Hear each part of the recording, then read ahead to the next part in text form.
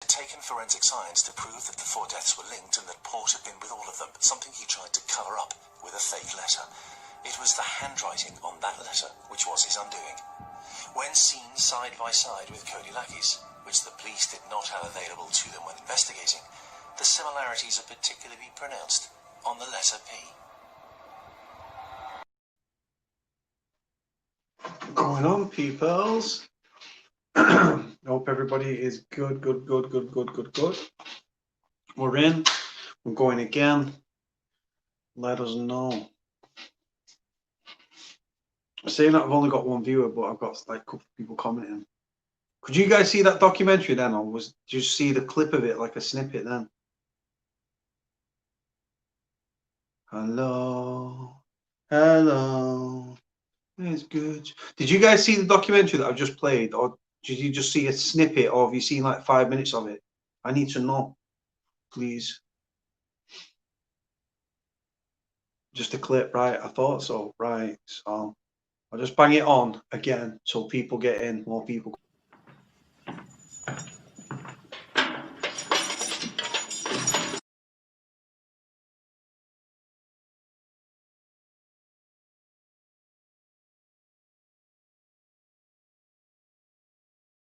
Seized in raids on Moss Side. Old army pistols can be bought on the streets at £50 a time. Automatic weapons like Uzi submachine guns are available to the drug dealers for just £300. The situation even leads to the media renaming the city Gunchester. A drugs war, feasting like a parasite here, is thought to have claimed at least 8 lives in Moss Side's crime wave. I was shot at the back of a club. Oh, as a result of that, I used to wear a bulletproof vest. I don't care if it was a wine bar, I don't care if it was a posh joint, I'd wear a bulletproof vest.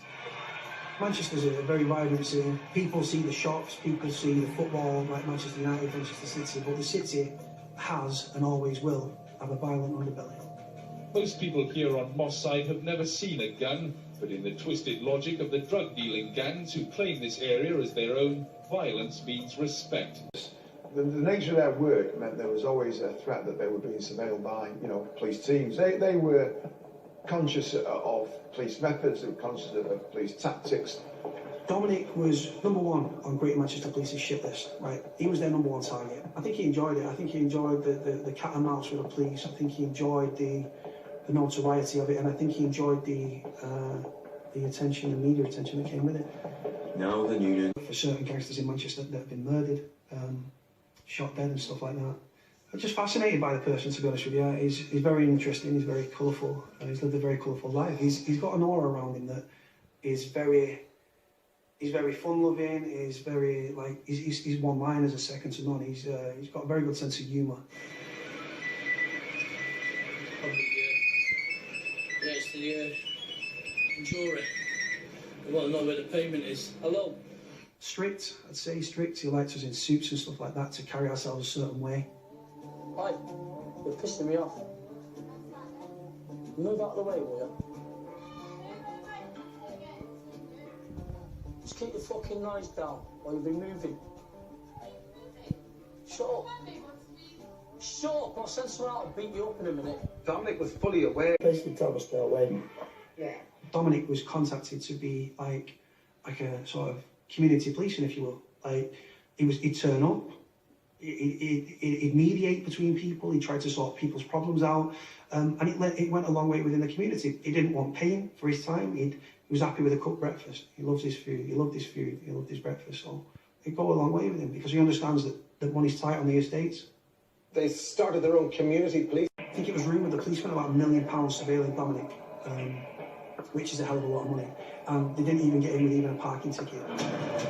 If you're going out and committing crime, right, you don't have your mobile phone on you that's banging off cell sites left, right and centre that can locate you. We travel in convoy and we'd use radios because you can't, unless you know the frequency that we was on, you haven't got a clue. If you're committing crime, you've got to be forensically and digitally aware. You've got to factor in the seat of law enforcement when you were doing what you were doing.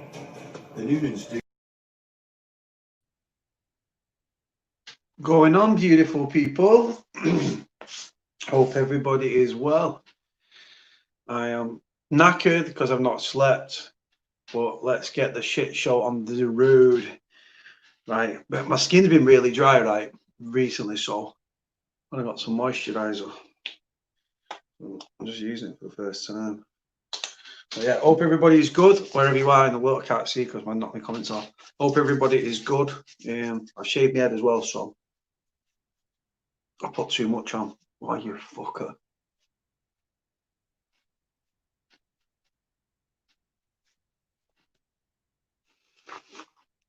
Oh, do you know what? It smells nice though. Who's jumping on anyway? Who is jumping on? Text the number on the screen. Thank you last night to Lee. Thank you to Clint. Thank you to Sean. And thank you to the lovely Morag as well, obviously. Hope everybody's well. Believe everyone's been in touch today with everything. Laundry game is strong. Yeah, I guess it is. So yeah, I'm glad, man. I'm just, ever since I did that big vlog the other day where I opened myself up, literally, I've just been in a fucking good place. I'm absolutely knackered though. I need to make that point. Like, I literally, like, we came off the live about, was it 20 past 4, 20 past 3? I was still awake at like 8:15 this morning. I've literally not, I've probably had 2 hours sleep, but like intermittently. So yeah. You want to come on? You want to tell your story? Get on. Sirens. Probably someone's breaking coronavirus shit.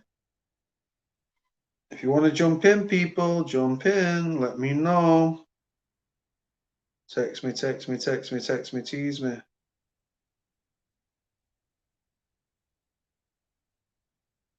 Small message, man.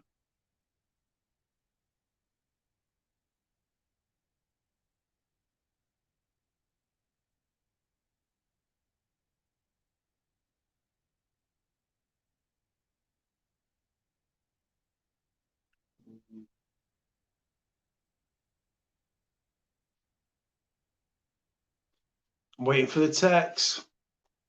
Did you get my Facebook message? Murder 5 minutes from now. Probably, brother. Do you know what, right? I swear to God, I come across as rude to people because my phone gets hammered so bad, but I'm not a rude person. So if I've not got back to you, I with my hand on my heart, I apologize.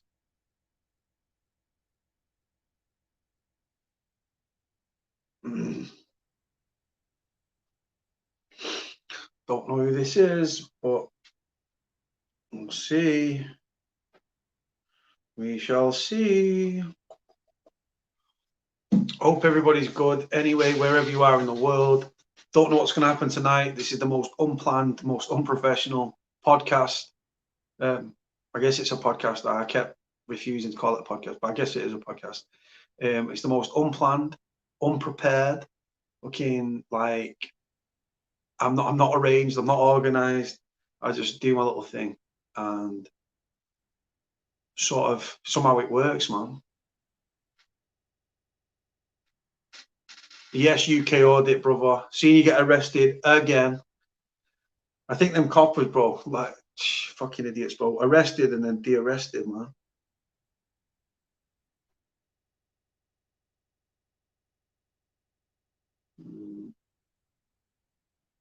Yeah, man, I know who you are. I don't know who you are, but yeah. Lee Chimps, who was on last night. Lee, lovely, lovely guy. First guest is in. Who is it? Going on, Ross? You all right, brother? Oh shit, bro, I didn't even realise I was on. Yes, Cody. Well, that was actually quite, all right. That was quite easy to do still, man. Just sorting all that out. Yeah, man. Yeah, man. How quick? I don't, because I've never had to click my own link. What do you have to do? You click the link, and then what happens then? Yeah, bro, it's pretty basic to be fair. Click the link, it takes you to this website. It's like it's all in like some small box. Oh shit, my bad. The camera went then. I'm just turning the lights off in this yard. 2 seconds, bro. But yeah, you go onto some site. You go onto some site. Just sign in through your Gmail. It's all pretty straightforward. If you're already signed into YouTube, just click. You know what I mean? Okay, and then you're sorted, mate. Yeah, man. Yeah, quick bro. as that.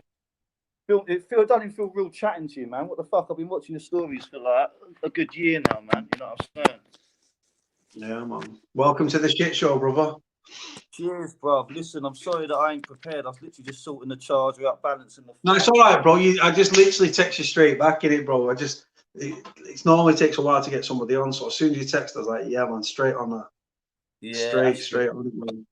How's your day? So where you living down there? You like Hove, Brighton, Eastbourne, sort of fucking down them sort of Seaford. I've got my family have got links to Seaford, you know.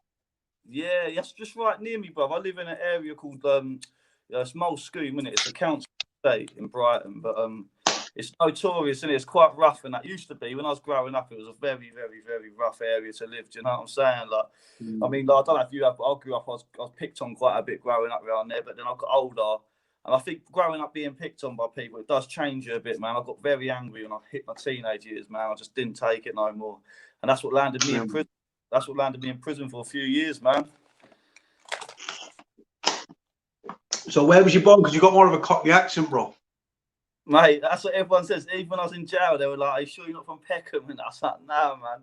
I think it's just natural, bro. Like round here, everyone chats like this. You know what I mean?" No. Yeah, bro. So go on, bro. So good upbringing, bad upbringing, family life, brothers, sisters, all that good stuff. Oh man, yeah, upbringing was kind of shit, to be honest with you, mate. Like, yeah, oh shit, what's happening here? All right, cool. Yeah, I can see the comments. All right, boom, boom, boom. Right, not that I need to, but yeah, no, upbringing was all right, man. I mean, mum was a bit of a cunt, bit heavy-handed. Like, if I'd done something wrong, mate, you'd know about it. You know what I'm saying? I mean, I've got 2 daughters myself now. I couldn't ever imagine fucking laying my hands on them, no matter what. Do you know what I'm saying? But yeah, I lived with my mum and dad. Got like 2 brothers, younger sister. But these days, I'm like 31 now. I don't talk to my mum and dad at all. I ain't spoke to them for years, bruv. And yeah, it's just one of them. I just live my missus, me, like we've got the kids, and that's it. But that's my life, man. I used to be a musician, innit? Like an MC, like grime MC. Everyone knows me down in Brighton, like as the music guy. Do you know what I mean? Like I do, like, well known for my music and that down here, man. Yeah, man. So fucking hell, bro. So go on, just like crazy life, upbringing, like you said, mum though. Your mum was heavy-handed though. Very heavy-handed, yeah, bro. Especially with me. Like, sorry, I'm just rolling the joint. I don't need to apologise. I'm just rolling the joint if you want. Yeah, bro. Just one thing I want to just let me just tell you something, bro. Coppers watch this fucking channel, bro. Coppers watch this channel, bro. Like I said, it's a little bit of personal, whatever. But yeah, I'm just, bro. Honestly, please watch my fucking shit, bro. As do prison officers and shit, bro. Trust me. I've only got 22,700, yeah, but fucking hell, bro. It's some CBD, fucking. It's CBD, you know what I mean? It's legal. Yeah, man. Medicinal shit, bro. Medicinal. Yeah, man. Like fucking, bro. I went all this year not even smoking, bro. Like that COVID's just fucked everyone up. I think. Like I wouldn't say I've had it, but I felt ill like the start of the year. I used to smoke tobacco in it, with like especially with weed, mix it together. But yeah, man, I gave up all this year, and it's only just been like the last couple of weeks I've had the odd little one at night. You know what I mean? And it does help, bro. Like, especially with sleep and that. Marcus is asking what you're smoking. This here, bro, to be frank, Elijah, some Ami, mate. And I got at Clint on that the other week when you had Clint on. And I was just like, Ami's for the 90s guys, but it's cheap and beautiful, isn't it? You know, I can get a good price on a little bit of this. But yeah, man. But yeah, like I say, Code, I ain't gonna try and just chat a load of waffle to you, man. Like with prison, yeah, I've done jail some. You know, so where's your local Lewis? Lewis. Oh, bruv, and you know what? That was the worst one out of the 5 I've been to, bruv. The screws there were fucking horrible, mate. They were cunts. Maybe it was because I was 18 and I thought, you know, my shit didn't stink properly. There was probably a clash of personalities looking back at it. But I generally feel like, even over the years of going through the young offenders into the adults again, screws are bullies, man. Not all of them, but from my experience of them, mate, they generally do try it with you, mate. They must get bored. You know, it must be nothing to do all day. Let's go and pick on someone we know we can, you know, fuck up their release or something, you know. That's what I noticed in there. They'd fuck with people that had like got half-termers, do you know what I mean? Someone who's getting out halfway. But the lifers, they seem to just get about all right. I'm not saying if it by it, I'm just, you know, from my opinion of prison officers, they weren't very nice people, man. So Clint's asking if you've ever been in Winchester, Ross. No, they tried it though when I was in Lewis, like to ship me there. I refused, and I was all right because I was on remand in Lewis, but they were trying to move people to Winchester, and I think there was another one. Oh, where is it? Dartmoor. They're trying to move people to Dartmoor as well. Like long story cut short, I refused, mate. And yeah, oh shit, that light's a bit bright. But yeah, man, didn't go there. I just ended up in from Lewis, Feltham, then to Aylesbury. And Aylesbury's a sort of young offenders where once you're there, you're there. You can't get a transfer. It's very hard to. I don't remember anyone getting released in the 2 years I was there. Do you know what I mean? And then from Aylesbury, they ship you. If you're a half-termer, you'll go somewhere like Bullingdon, or your local like Londoners will go like fucking Scrubs or somewhere like that. I went to Bullingdon, but then you get the life a lot that go to like Gartree, Long Lartin, Swellside. Yeah, once you leave Aylesbury, man, they just put you straight into Cat B. So I stayed as a Cat B for the whole fucking 3.5 years, mate. Didn't get Cat C at all. I didn't comply with my sentence plan. I'm not trying to act like a bad man or nothing. I just thought it was shit, mate. I just thought, no, fuck all this. I ain't, you know what I mean? Just leave me banged up. And that was it. I banged up for about for all my time, bro. People going about 23-hour bang up, bro. I must have been riding that all the time, bro. I'm not saying I liked it, but it was my way of getting back at the system as well. Like, fuck you, like, you know what I mean? Like, yeah, it was a weird one, bro. So go on, bro. Let's go back, bro. So when did you first start getting in trouble with the police and everything? When did it start? When I left school, mate. Like I told you, I was like, not bullied hard, but like there was a couple of people that used to like pick on me in it. Like I was always singled out going up through school. But then I left school, turning 16, and bro, I started hanging in town. Went to college. I met a few guys that used to like live in Portslade and Hoveways, and they were, I don't know, we sort of gelled. You know what I mean? And started hanging in town. And I know it might sound a bit mad to some people listening, but this is over 15 years ago. We used to go foreign bashing, mate. I wouldn't say, oh yeah, we knew everyone was a foreigner. But like them days, we used to just jump students. It was out of order, man. We used to just go around beating up students, robbing people, like, you know what I mean, visitors in Brighton. And yeah, man, that's what landed me in jail eventually. Not all the time, I'd say. So what did you do? Was you robbing them? Was you robbing them, or just filling them in? Both, man, both. So what we're talking? So we're talking Pakistani, Indian. We're just talking anyone with a foreign accent. Yeah, it weren't ever to do with colour or nothing, bruv. It was more like, just back in them days, 15 years ago in Brighton, it wasn't like now. Like nowadays, it's so multicultural. You wouldn't be able to get away with it now. Like back in the days, you could tell someone wasn't like from that manner. Do you know what I mean? Where we lived in Mulskirk, we'd be like, we could just spot people out, mate. Do you know what I mean? And, so it sounds like there wasn't a lot of like immigrants and stuff like that. It was quite a predominantly white sort of town. Sort of thing. So, like you said, people that were travelling in was like mainly tourists and everything. That's it, mate. And then they were just getting like, bro, this shit made me cry a bit. And I ain't gonna lie to you, bro. You know what I mean? I was like, sometimes I'd be in myself thinking, why did I fucking do like so many robberies that I've done in life? And I thought, why? Like, got NFA loads of times, and that probably pissed the police off. So I was always getting NFA. They could never get me on anything, man. And I know they're probably watching thinking, oh yeah, we got you though. But same time as I've got away with a lot of shit, man. Like, to be fair, but again, it still haunts me. Do you know what I mean? Like sometimes I'd like to think I'm not that person, but I don't react like that 16-year-old. Do you know what I'm trying to say? But same time as I've done the dirt, man. I've got to live with it. So when you was going around from what 15, 16 with your boys. Just so what, tooled up, or just knives, blades on your own, hands, dusters, weapons, what? No, just fists, mate. Yeah, we didn't use weapons, but there'd be about 20 of us, mate, in a group. You know, we wouldn't just go and jump one person. We'd make sure there's like 3 or 4 or 5. You know what I mean? We'd have sometimes, mate, the geezers used to get the better of us. We was all young, fighting full-grown men. Do you know what I mean? Sometimes we'd have to fucking run away, but a lot of times, yeah, man, it was a bit brutal. Do you know what I'm saying? But I've paid the price. I like to think like, but again, it's the after, you know, the afterwards, the years later when you start maturing in life or whatnot. Like I've got kids now, for example, and I don't know, man. I suffer with anxiety highly. I take medication. Like I've only just recently got back on pregabalin because like my thoughts are being well erratic sometimes. I overthink so much shit and convince myself like not that that's gonna happen, but I'll just convince myself like, fuck, what have you done with your life, bro? Do you know what I'm saying? Like, you put yourself down. You know, your mind's a dangerous fucking asset, mate. 100%, brother. And the fucking, so you was like, how many? So when you was going on, were you pissed up smoking weed and just started filling people in and just like you said, one person, another person? Yeah, we was always drunk, mate, all the time. Like we'd go through crates of beer, mate. Like between all of us, we'd do beer runs. That's another thing as well. We didn't ever back in like 2007, Brighton beer run. Like when you go into a shop and run out with the beers, mate. I swear down, like it's never had it like that ever. And I know it ain't because I don't see the youngers doing it this day. And they shouldn't have really. But mate, we used to just go into shops, mob-handed, just grabbing crates or going behind the till, moving the shopkeeper out of the way. Bro, proper like film type of shit, just robbing up shops. And then it was easy back then. It sounds stupid because when you're a kid, you hear the adults tell you, "Oh, it weren't like that when I," you know what I'm trying to say. But these days, you can't get away with it because of CCTV and just, do you know what I'm saying? But yeah, man, back to the question. We should just get wrecked up and fucking just. I just want to make a point, brother, because it's been noted that police watch this channel. When we're talking about obviously what you was getting up to and stuff like that, and you ended up going to prison for these things. The things that you was no further action for, obviously, was nothing to do with you. You didn't do anything wrong in those cases.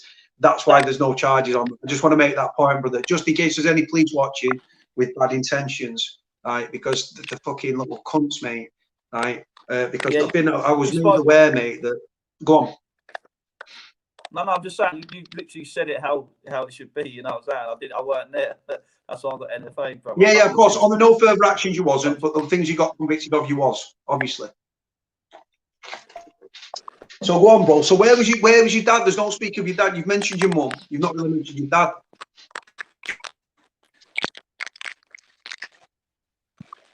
Are you there, brother? I'm really breaking up things on the screen. Are you there? Are you there, brother? I've just had to take the white. But yeah, go on. Sorry, Cody. Say it again. Yeah, bro, you was all over the screen and you froze for a second and your audio was a bit dipping. Right, so yeah, so bro, you've not mentioned your dad during this. Where was your dad? Oh shit. He's gone. Hold on. Bro, I'll kick you out, click the link and come straight back in. Right, guys, I've just kicked him out for a second. He'll jump back in. I just want to make a point. If anyone's watching this, 165 of you, if you ever come on my channel, it's not really my channel, it's your channel. If you ever come on the channel and you are reliving or talking about offences that you may or may not have committed, please do not incriminate yourself. Use words like allegedly, hypothetically, allegedly. Allegedly is a word I still use. I've gone into universities and you don't know who these people are. And I have that paranoid criminal mentality where I'm like, yeah, well, allegedly I did this and allegedly I did that, right? Good kidding, Cody. Yeah, do you know what, mate? I agree. Can hear his anxiety. He come on and he was straight through to prison. And I can relate to that and I completely get it. But yeah, if he comes back in, hold on, let me just message him again. All he's got to do is re-click the link and he will be back in the room. Hold on, who's this? Hold on, I don't know who contacted. I don't know how he contacted me there yet. Hold on 1 second, guys. Bit of technical difficulty, as we sometimes do, as we know from the past. Click the link and jump back. Jump back in.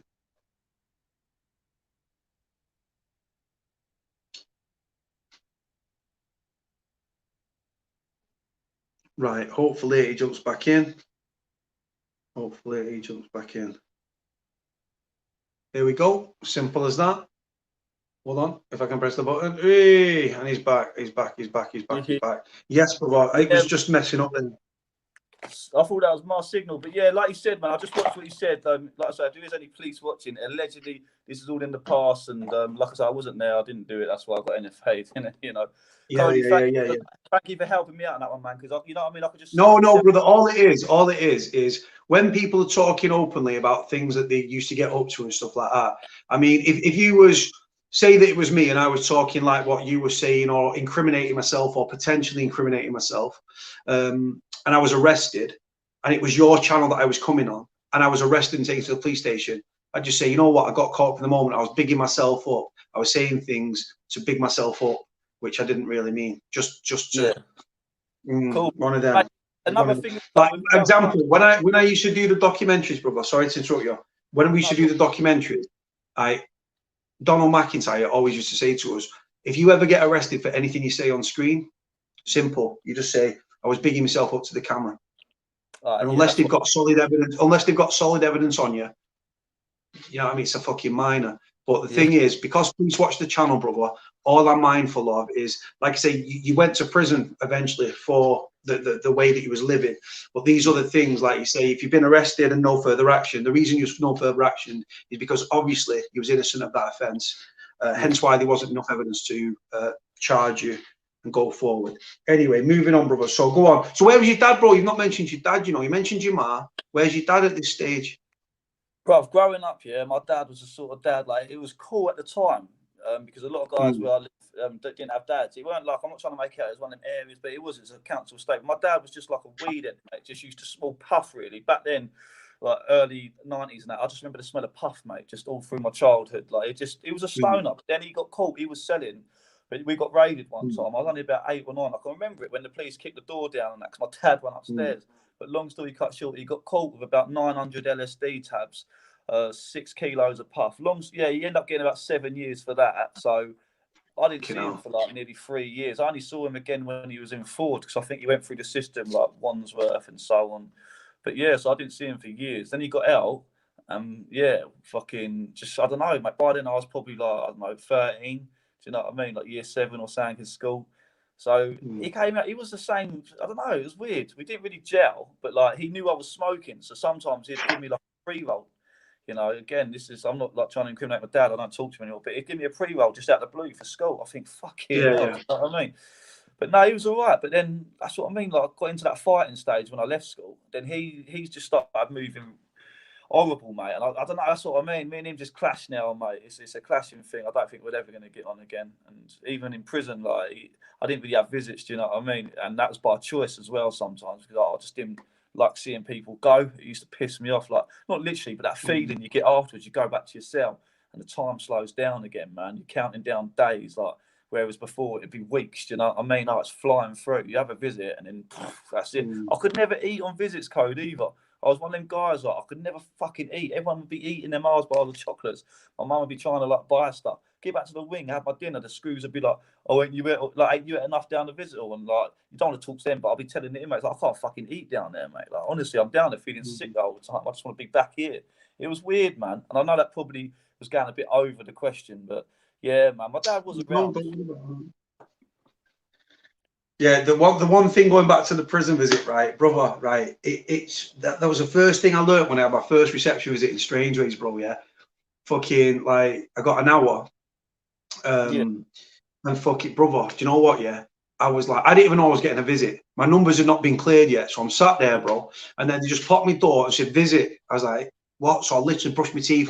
He said, you've got 30 seconds. I'm brushing my teeth, throwing my clothes on, and then I fucking shoot out the door, get down onto the ones. We all got marched up to the fucking reception, went up out there, did the visit, bro. Do you know what? Everyone's hyped up, everyone's buzzing, yo, you know, seeing your missus, seeing your kids, seeing your family, and then like put your little bib on, go in, yeah, bro. That hour went like that, bro. Went like that, I couldn't believe it. And then after, it was like a funeral, bro. We're all being put into this little holding cell, bro. Some people are chatting, yeah, but people just like looking down, thinking, rah. And it went from up here, bro, to down here. And then bam, was back on a wing, bro. And like you said, the seconds feel like minutes, the minutes feel like hours, the hours feel like days, the days feel like months, the months feel like years, so on and so forth. But yeah, like, so you literally sometimes would reject a visit just because you didn't want to see him leave and go through that emotional shit again. Well, like, the main thing was, like, through Lewis, like when I was on remand, I used to have, like, my friends could just ring up the prison and turn up. So I've had the feeling of, like, I've had that experience of being ghosted on a visit as well, where no one's turned up and I've sat there for like an hour. Do you know what I mean? I've had all that, but then when I got to Ellsbury, I had a fight with someone. But I don't know if you can see it, but I've got this scar that goes down my eye here and a little one there. It wasn't a fair fight, do you know what I mean? It was like me against 2 kiddies, but I've ended up just getting like badly fucking hurt. But like, I didn't go hospital, nothing like that. Didn't even have stitches. You can, if you see me in person, you can see it. It's like goes right down there, and I've got like another scar there. Don't know what they use. Slash. Yeah. Literally, I went in the shower to have a one-on-one with this kiddie because he took some backy out of my cell. And I knew it was him anyway because the screw even told me it was him. That's how dodgy it is in Ellsbury. But because of that, I was too ashamed to have a visit. Do you know what I mean? So I went like 18 months, I think, without a visit before I saw my mum and that again. Yeah, man. And then when they saw me, they looked at me. I remember them like they're just disappointed in their face, like they're thinking I'm getting bullied in there. But that's not the case. You know what jail's like? It can be hot and cold. You know what I'm saying? Like one day you might be all right with someone, the next day it could just be a bit tension. It's how you deal with that tension. Do you know what I'm saying? Like so, and you know you can't really avoid it in there. And if someone puts it on you, you got to deal with it. You've got to fight. You've got to fight, bro. You just got to. It's that. That was the one thing, bro. Yeah, fucking like. I was one of the biggest lads on the wing. Not that I just want to make a point. Size doesn't count for fuck all in jail. Size can actually make you target. Some kids got to get a reputation. Oh, smash a big kid on a wing, yeah.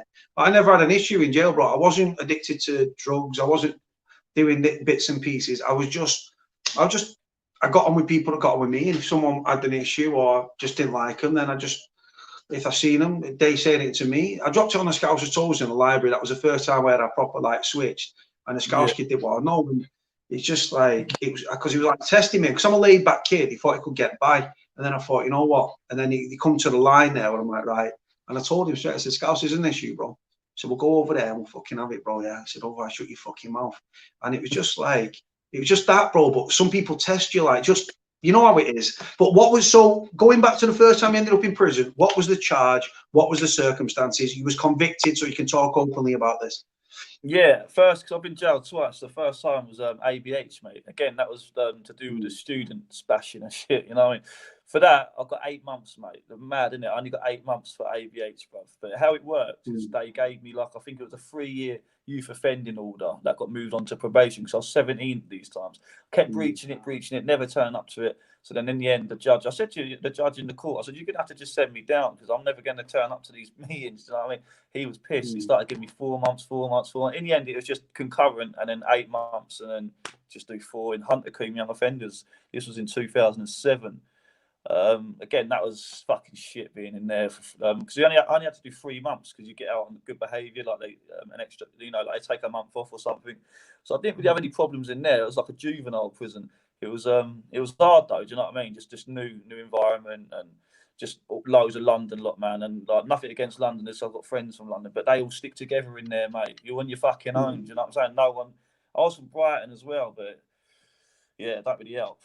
But the second time. So what was the circumstances for the ABH, bro? What happened in this ABH? Was it a big thing? Was it a little thing? Was it with the boys on your own? Yeah, it was in town, like in Churchill Square in Brighton. Someone was fighting, like this bloke was fighting one of my pals. Can't remember the name at the time. But anyway, I've jumped in, started hitting this bloke, and then on CCTV, you just see me just keep kicking him. It was out of order. I wasn't stamping on his own, but just kicking him in the corner. And then like the whole of the town come to a standstill. Do you know what I mean? I'm still there kicking him. The police end up chasing me. I try and jump over a wall. One of them grabs me, throws me on the floor, and yeah, man, it went on for a little while, that did, because I got probation, like I said, kept breaching all that bullshit. And I think it was like a year later they sent me down for that, man. Where did that anger come from, bro? Where did that anger come from? From home life, from being bullied at school? Yes, I think the school and the home life. And like I say, I've never drunk. I never really liked drink growing up. And as soon as I left school, I was literally... Sounds hard to believe, but 16 years old, alcoholic, mate. I used to drink every morning, bruv. Like most mornings without fail. I used to take speed all the time, smoke a lot of cannabis. I'd just hang around, not with the wrong crowd, because I was, you know what I mean? Like I was involving myself with it. So if it was the wrong crowd, we was all doing the same thing. So we're all wrong. Do you know what I mean? Like, at the end of the day. So I never really use that one because it's unfair. I find it's unfair. I'm not trying to separate myself from anyone and better myself. It's a crowd that I used to hang around with, and we just all chose to do the same thing, man. And you know, some of us went jail for it and some of us didn't. So the anger, it come from the home life, I think, just being battered all my life, you know what I'm saying, and then getting to an age where, and that's what I mean. So now I'm taking it out on members of the public for no fucking reason, man. And I know this now, you know what I'm saying? It's took me years to punish myself for the shit I used to do, but yeah, I can't blame anyone other than myself, really. Do you know what I'm saying? I can't say, oh yeah, mum, it's all your fault for doing that, the upbringing. You know, I could have turned it around. There's people that are a lot worse upbringers than I've had, and you know, they're probably really successful in life now. And you know what I'm saying? I'm fucking unemployed, mate. My missus works. I look after the kids, and a lot of people look down on that, but I can't get a job, bruv. I've had jobs and lost it. It's just, I think the anxiety doesn't help me either, man. I'm not one of them that doesn't like being told what to do, but it's how you speak to me. Do you know what I mean? There's a line of respect. And yeah, it's get your back up, bro. If you speak to you disrespectful, your back just goes up in it, and then straight away. As soon as you've gone up, it's hard to come back down then. And like you said, and then with the mental health side of things, brother, just want to touch on this. So you've been diagnosed with anxiety. Is it normally, it can come with depression, could come with other things interlinked? Yeah, it's weird, bro, yeah, because all through jail I was taking medication, even other people's medication, yeah. I even tried Subutex and methadone in Brighton adult prison. But like I said, I got out and I'd stopped taking I didn't take anything, bro. And I just started, I remember I was on a month in a hostel, so I couldn't take anything. When I first got out, I couldn't even have a drink without being breathalyzed, you know what I'm saying?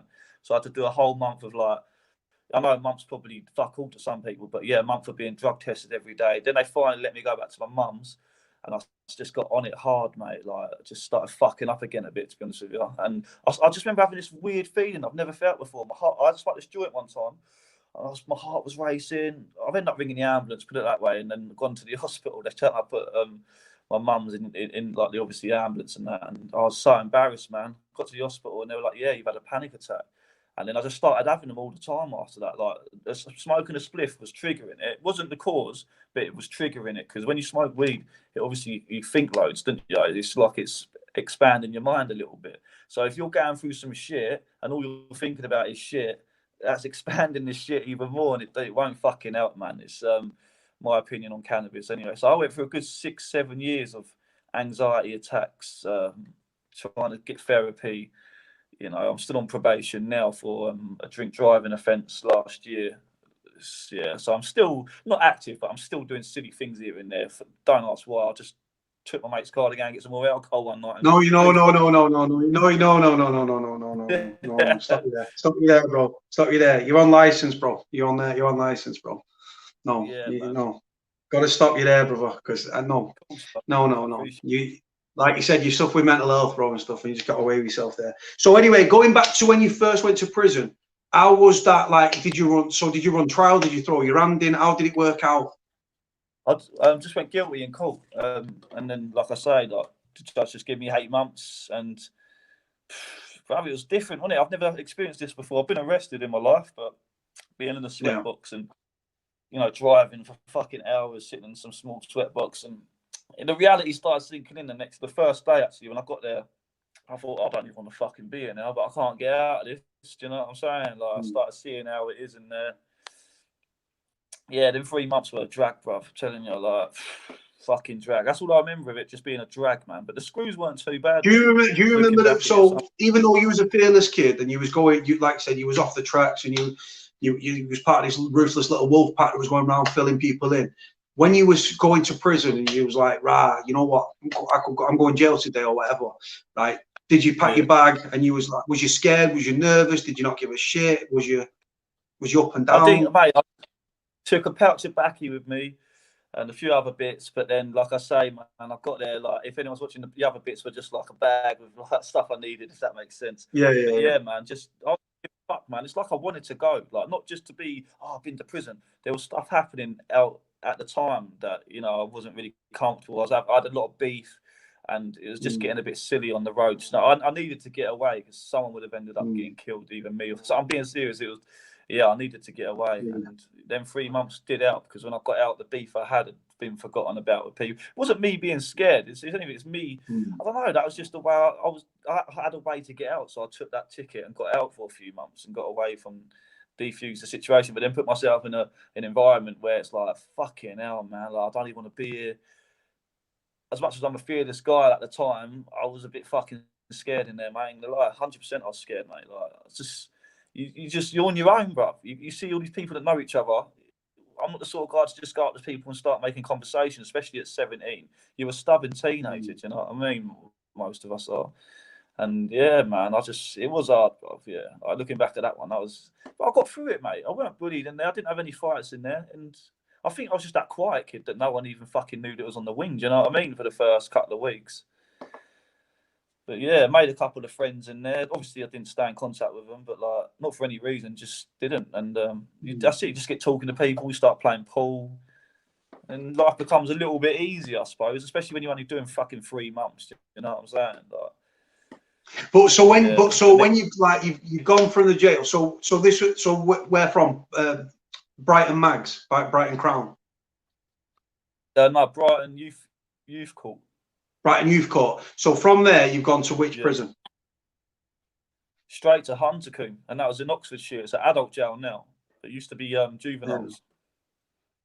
Yeah. And then was, so you've hit the wing, you're out of your area, because obviously, as you know, I've never been in the youth system. I've never been young offenders, young prisoners. Clint was going on about Borstal back in the day. That's Clint showing his age there. Clint's been through the system. He was on last night. He's a lovely, lovely guy.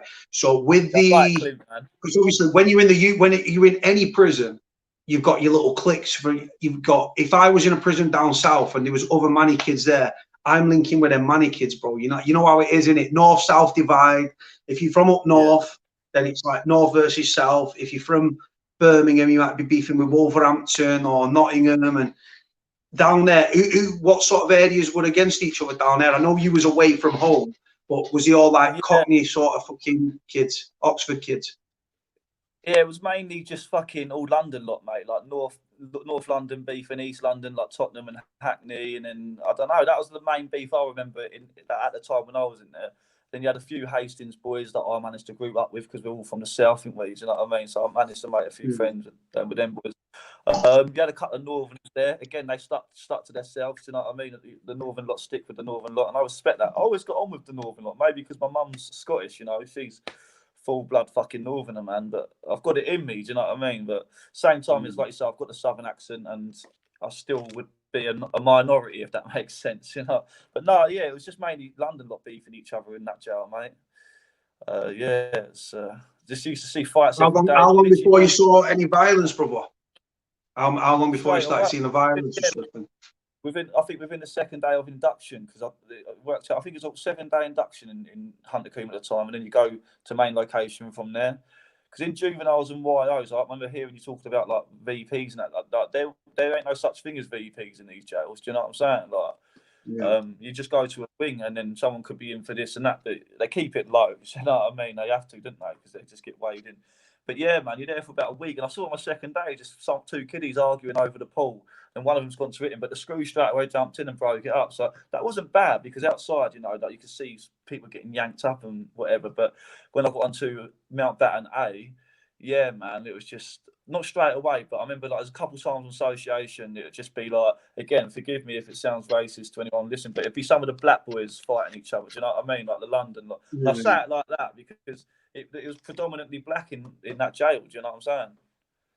Yeah. So yeah, just mainly what were your like experiences? What was your role within the wing? Like, was you doing a bit of wheeling and dealing? Was you a quiet kid? Did you keep yourself to yourself? Was you getting about the wing? I had this one screw, Mr. Thompson. He was sweet as. For some reason, he must be from down here, but he liked me. I don't know what it is. He used to just come to my cell when he'd unlock me. He'd always be like, "You all right, Dean?" Because they call you by your second name, didn't they? He's like, "You all right, Dean?" Yeah. No, it just normally like he'd just go past people's doors and open them. I'm not saying no one suspected me of being like grass of it, but he just talked to me like a bit of mannerism, you know, treat me like a human. But then he ended up giving me a wing cleaning job because someone had been released and got that job, mate. No one kicked off about it. I was only on the wing for about 2 weeks, and they gave me the wing cleaning job, and that was it, mate. Me every day just cleaning the wing, done a little bit of painting here and there, and yeah, because most people wanted to do music in that prison. As much as I did, I thought I can't miss the chance of this wing cleaning job. You get the perks with the servery food, as you know yourself. There's perks with it, you know. So I jumped on that, and that was me. How much was you getting paid at the time, brother? How much was you getting paid when you first? I think it was that stupid, like £7.50 a week, mate. But you know, some people have got to live off that. You know what I mean? Fuck knows hell, but yeah, man. The most paid job I remember. So when you was inside, obviously you can talk about this. Did you take any drugs when you was inside as a coping mechanism? Did anyone try and spike you? Did anyone peer pressure you? Was you taking things off your own back? In the second sentence, that's when I was doing all the drugs. But the first sentence, mate, I got to Huntercombe. They took my pouch of baccy off me. It's a non-smoking prison. You know, when the smoking ban came out in 2007, they banned it through the whole of the 15 to 18 estates.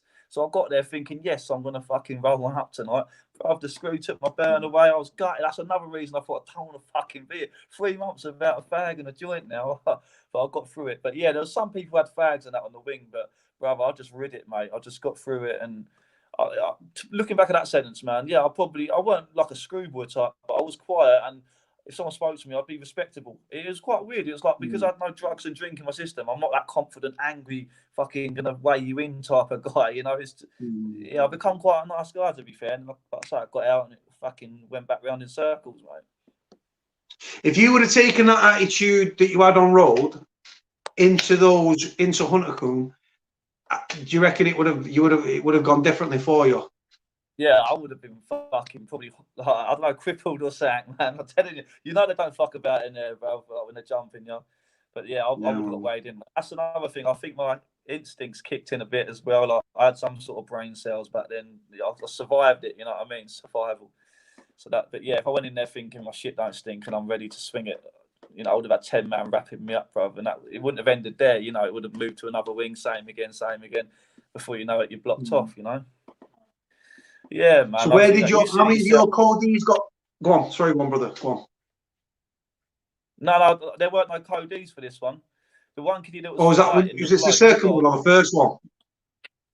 This was the first one, yeah. Like same with the second one as well. It's just me, man. Obviously, there was people apparently there, but I don't know. Do you know what I mean? I didn't see anyone. Yeah, no names. No, there can be other people there, bro. As long as it's not. Yeah, it's cool, bro. Do you know what? We shouldn't have to do this allegedly and blah blah blah and stuff like that. But like you said, you was with your boys. You did what you did. No names. Bam. That was it. So that was your second time. So so you was how old when you went to the prison the first time? 17, bro. Just turning 18. So I've done my 18th in there. So you got 6 months, did 3. No, you got 8, did 4. 8 do 3. They done like a month early, so you get. Oh yeah, you got your month off thing, yeah, with the incentive shit, good behaviour. So when you was, what courses did you do, or did you not do any courses on that first one? Because it was obviously no sentencing plan on a short sentence. Didn't do any, mate. That's all. Not even on the second. Didn't do anything, bro. I was just angry. You know what I mean? Like, yeah. Fucking hell, bro. I refused it all. So you know yourself, man. If you got no sentence plan, you're banged up, bro. Treated like shit, pretty much. You're on the wing all the time. You get association, but I think it took me 2.5 years to get enhanced, and I lost it in a week for shouting out my window. Mad, isn't it? I never got enhanced again. Like, I never tried. I just thought, fuck it, man. They knocked you down for fucking shouting out the window. What the fuck, bro? Yeah, that's some dickheads do that. In Bullingdon, yeah, the SO. He just become SO as well. The thing is, he come on the wing. Chandon, Spur 2. He come on the wing all right, and Chandon means C wing. He was all right, and then he said after a week he just changed, man. He started being, well, I don't know, man. It was weird. I used to see that a lot with screws though. They'd be all right one day, and then that's it. Then they're cunts for the rest of the fucking sentence or whatnot. Bullingdon, they were bullies in that jail. I just come from young offenders, and they were on me all the time there. I was getting spun like at least once a week, and that's not exaggerating for the year I was there. I don't know if someone was grassing me up saying I've got this and that, but bruv, all I was doing was just minding my own business and just taking sleeping pills that I didn't get prescribed to help me get through and that. You know, I was just always not mad. I was a clean person. I'd always have my showers and go gym and whatever, but like I'd get off my nut, mate. You know what I'm saying? I just had to. It's just my only escape. I just get fucked up. Even nearly tried heroin, but the guy wouldn't sell me it because he liked me. He said, I don't want you to try this. And I respect him for that. Even to this day, I don't talk to him, but looking back on my sentence, I'm fucking glad I didn't try that, you know. Still don't try it. And you know what? Clint's in the chat, yeah. Clint's in the chat, yeah. Clint was an addict, mate, for 22 years. He was on live last night. If you want to see the chat, brother, at the bottom, I think it should say chat. It should say chat at the bottom. Yeah. Oh yeah. If you press chat and then it'll open another one, and then if you click on comments, it'll come on. You'll see all the comments. It'll come over the screen, but you'll be able to see the comments. Yeah. I can see him. Yeah, I see Clint's comment. Big up, Clint, man. Yeah, man. He definitely wouldn't have. Do you know what, brother? We was on last night again, and Clint's in recovery. 7 years free from the drug. 2 years free, 2.5 years free from methadone. He kicked it himself, brother, just himself. He kicked it. So when we talk about drugs, I always say to him, and I said to Sean as well, if anyone was thinking about taking this devil drug, what would you say? And they both have said, one, Sean is an addict. His brother is an addict. Clint is in recovery, and he's doing really fucking well. And all power to him. But literally, they both said, as an addict and as a former recovering addict, don't fucking touch it. Don't do it. it'll grab you, and if it grabs you, it will fuck you. And like, I think Clint had spent in excess over 22 years, £500 a day, 3,285,000 in pounds, bro. 3.2 mil, bro. Going in there and fucking in there, bro. Smoking, bro. Yeah, Sean he's spent in excess of 1.2 million on drugs, bro. On drugs, bro. Nothing, bro. You've got nothing to show for it, bro, apart from your health problems. Like I said, Clint had been homeless and all this stuff. It's crazy, man. Yeah, so there's someone here. Go on.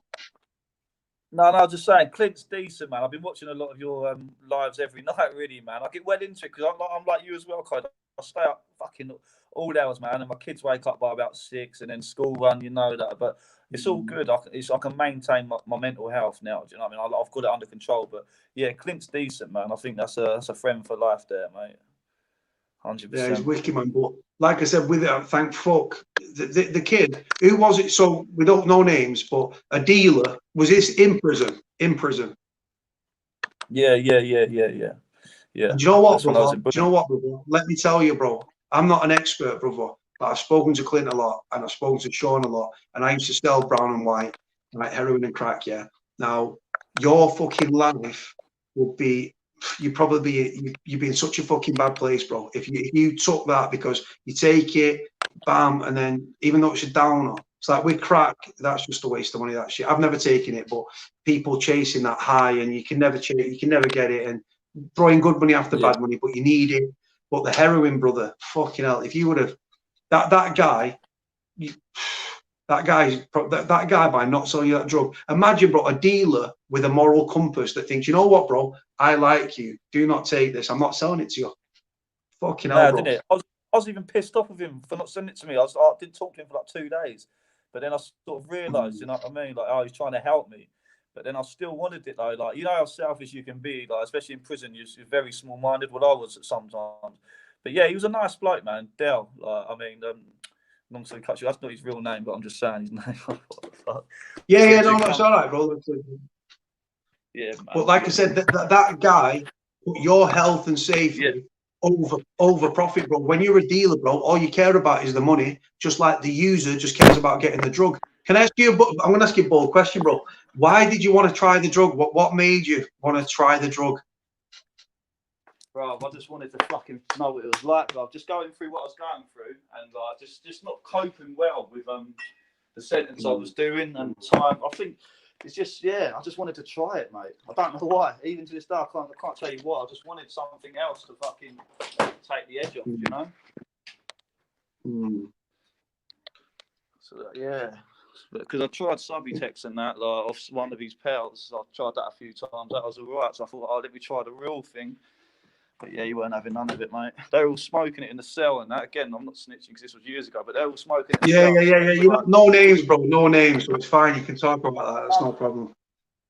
I said to my man, I was just like, what are they doing in there then? And then he told me, I was like, I'll get some then. And that's when he was just like, nah. He looked at me at first like, I just to think like, why, bro? Why do you want to take this? You know what I'm saying? You looked out for me, man. A few of them did in that jail because they knew that, he's just come from YPs.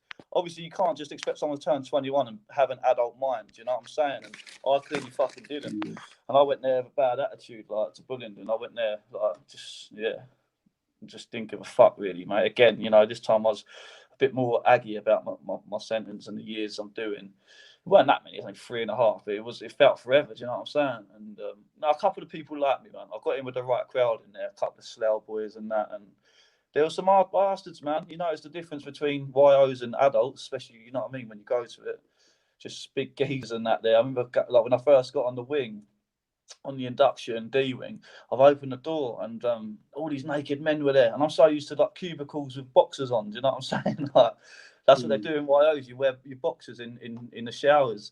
But yeah, I just thought, fuck that. I shut the door again and I just fucking, oh mate. But yeah, I ended up having a shower in the end, but I always wore my boxers. I didn't ever go naked. Yeah. Weird. Yeah. Yeah, man. So did you notice the because obviously, like you said, I've never been in Wales, but I can imagine, bro, everyone's bouncing about, bro, hands down the pants, bro, thinking of the baddest man on the planet, all with a chip on the shoulder, all with something to prove, yeah. And then fucking beefing with, oh, we're beefing with them, they're beefing with them, and then you've got into an adult jail, bro, and you can see how it's just a completely different vibe and shit that had happened in young offenders. If you carry that mentality into the adult jail, get fucking can go the other way. With someone in YOs, this kiddie anyway, but I ended up putting it on him in YOs, and I think after about 6 months of being in Bullingdon, he's come to Bullingdon from Aylesbury as well. But then we sort of called it anyway, because I'd gone into his cell and I was just like, he could see that I'd settled in there quite nicely, and I'm not, you know, I felt a bit sorry for him, so I went into his cell and just reassured him, look, that was in Aylesbury, that's forgotten about, and then he ended up getting in with a few people on the wing, and then things were fine. He ended up getting his C-cat like a lot of them did, because I was stuck in Bullingdon and I'd see some of my pals coming from Aylesbury to Bullingdon. Might not be on the same spur, but I could still contact them. Then within a couple of days, they've all been shipped to C-cat, so I'm stuck on a B-cat because I haven't done my sentence plan. I'm refusing all shit. So I was just never going to go anywhere, really, you know. It sounds like when you was in the system, you sounded like you was like with the officers that were polite to you, you was nice to them and you played the game. But the system, the prison system as a whole, you was like, and the coppers and the cops, you was like, nah, fuck that. You had that sort of rebellious sort of mentality. Yeah, like a McVicker type. You know what I'm saying? I'm not trying to compare myself to McVicker. Just moving around here to get rid of that fucking light in the background. But yeah, like a McVicker type inmate, you know, just had no respect for the screws either. They done it to me though, do you know what I mean? They just made me the way I was back then, just for the way they would treat me, come in my cell and talk to me like shit. And I've had one screw like spit in my face, calling me a pussy, and I'm staring at him. He's got 10 of his mates behind him, and I thought, right, I know what they're trying to do here, because we all know what happens if you assault a prison officer. You get extra time, and I wanted to get out, man. So I put up with a lot of abuse for them cunts, man. And I ain't got a problem with all of them, you know. Just 95% of them are wankers, and you know, some of them probably watching this thinking, "Nah, you're a piece of shit." But maybe if you've done the job properly and actually helped the inmates, you know, and spend time actually getting to know them and know their problems instead of just judging them, you know what I mean? That maybe, but then look, this is my opinion, Code, right? They're never going to be like that. Even our government or whatnot, they need the prison system. They need the numbers in there, even if people haven't done a crime or.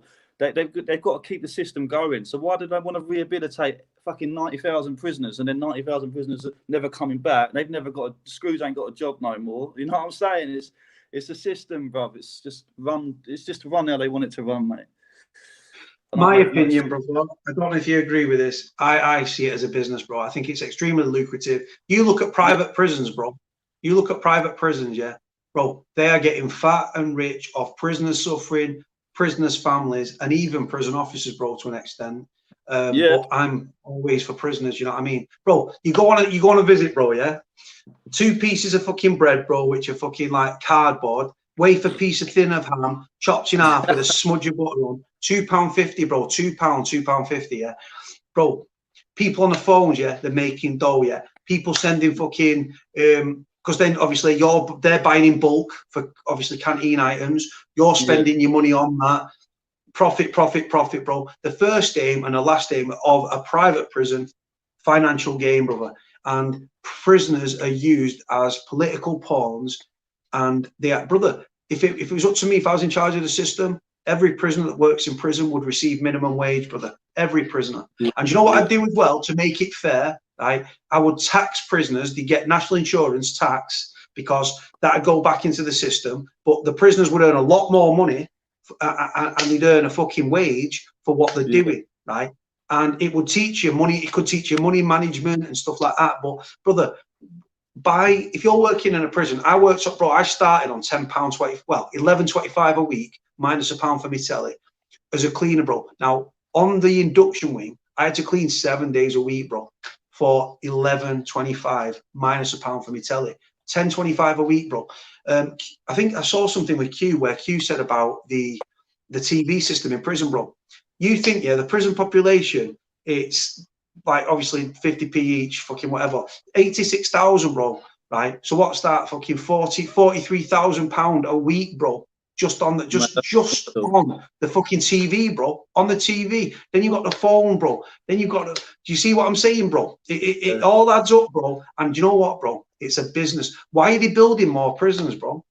because you can't imprison your way out of this problem. Rehabilitation here is a made-up word. Yeah, it is. It's a politician's word. It's a bullshit word. Go on, bro. Yeah, that is 100%, 100%, bro. Yeah, you got it sus, bro. I agree with that 100. Oh man. That's what I mean. So no matter what, like you know, I don't know your situation, Cody, if you're on probation anymore or whatnot, but you know, once they've got you, once they've got you, they've got you. Do you know what I'm saying? So like anything I do, like I was quite lucky not to go back for the drink driving, but long story cut short, yeah, man, like anything you do now, that's it. You get a harsher sentence compared to the person who's committed it the first time. Do you know what I'm trying to say? Like you could go out and I don't know, man, just chuck a fag on the floor and have a row with the guy that's telling you to pick it up. You know, one of them fucking enforcement officers, and then get nicked for like I don't know, public order, and then get like 6 months for that, where a normal person would probably just get a fucking fine. You know what I'm saying? It's what I try to explain. Go on. Yeah, I try and explain it to people out here. Like they don't get it, man. Like especially my friends that are still, you know, active. I suppose they don't get it. Yeah. Man. Hold on, so just commenting there. Bam, bam, bam, bam, bam. There's a lady that's commenting. You might have seen her in the past, Morag. She's there, Muffin Mouse. She's actually in Canada, but she spent time in Brighton, bro. Her mother's Scottish as well, like yours. Her father was in the Royal Navy, and she was born and raised in British Columbia in Nova Scotia. But she's actually, I think she's studied, or she definitely spent time in Brighton anyway. Definitely spent time in Brighton. Canadian. She's in Canada, bro, as we speak. Near the American border. Right. But yeah, so with if you was in charge of the system, so when did you last get out, bro? 2012, July the 24th, 2012. Yeah, man. So what was that? Because you said 3.5 years. So what did you get jailed for? Section 18. Ah, so they did you. Yeah. Which could they have done you? Could they have gone without intent with a Section 20, but they've gone for the higher charge, open it sticks, or yeah, you got jailed, bro. So it doesn't, you can talk about this because you got fucking convicted. I was looking at a 10 or even an IPP, but yeah, the powers that be, I don't know, man. I ended up just getting a 7 for it, bro. Do you know what I'm saying? But still a long time when you've just turned 19. Do you know what I'm saying? But yeah, so yeah. Just mad, bruv, but that's a weird one. What happened with the situation? / the kid stabbed him, broke his jaw. What? See, that's what I mean, man. Because I still like say like it weren't me, bruv. Do you know what I mean? Like, right. Apparently, there's 3 people there, man. But the geezer saying it's, you know what I mean? Have you gone down the CCRC route, the Criminal Case Review Committee? Have you gone down that route, or have you not challenged it? No, I've tried to appeal it, bruv, when I was in jail, because like there was hardly any evidence. Do you know what I'm saying? It's just like my word against the T sort of thing. Yeah, like So you still right? Well, do not answer that then, because you're convicted anyway, and the fact is you've done your time in jail, bro. So whether you did it or not is pretty much fucking irrelevant. You was charged, you was convicted in court, you got a 7. I tell you what, bro, if you would have got IPP'd off, because they abolished it in 2012. But I said, if in that whole year, bro, if you would have got IPP, bro, there's Jordan that's commenting on the channel now. I don't know if you saw Jordan's story, bro. This kid's been through a lot. Yeah, he's safe as houses. I went and met him. Lives with his partner Jody, who's also been on the channel. I see that. Yeah, I know you're on about. He's IPP, bro. He's IPP. Yeah, he's hanging over his fucking. No, he's not IPP. Hold on. I can't. Hold on. I'm getting 2 people mixed up here. There was Jordan. I don't think Jordan is. There was someone that came on, and it wasn't Jordan. It wasn't Jordan. It was Andy Ward. He is on license, bro. He's got obviously 99-year fucking tariff and a life license and shit. So yeah, he was IPP, and he's got this Andy guy. He got arrested, bro. He came on this channel, right? I'll be careful what I say. And well, he got arrested for it. So like. He made reference to his own particular family court case, and there was a non-molestation order in place, and apparently this breached it in some regard, and then he was arrested. And yeah, if they could have recalled him, but they didn't. And yeah, he's a wicked guy, mate, and he's a lovely kid. But yeah, so thankful you didn't get IPP, bro, because that would be a fucker, bro. Are you there, brother? Hold on. I don't know. Can you hear me, bro? Can you hear me? Yeah. Can't hear you, bro. No, I can't hear you. No audio. Can't hear you. Hold on. Tell you what to do. Hold on. I'll knock him out and jump back in. Jump back in, brother. Jump back in. Jump back in. Jump back in. Jump back in.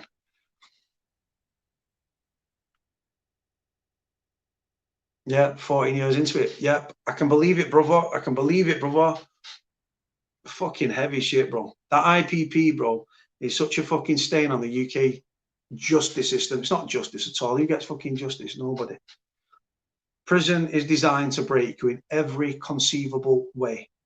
The reason that they're continuing to build prisons, there is no proof, right, that longer imprisonment, longer sentences, tougher sentences reduces crime, doesn't reduce victims of crime, right?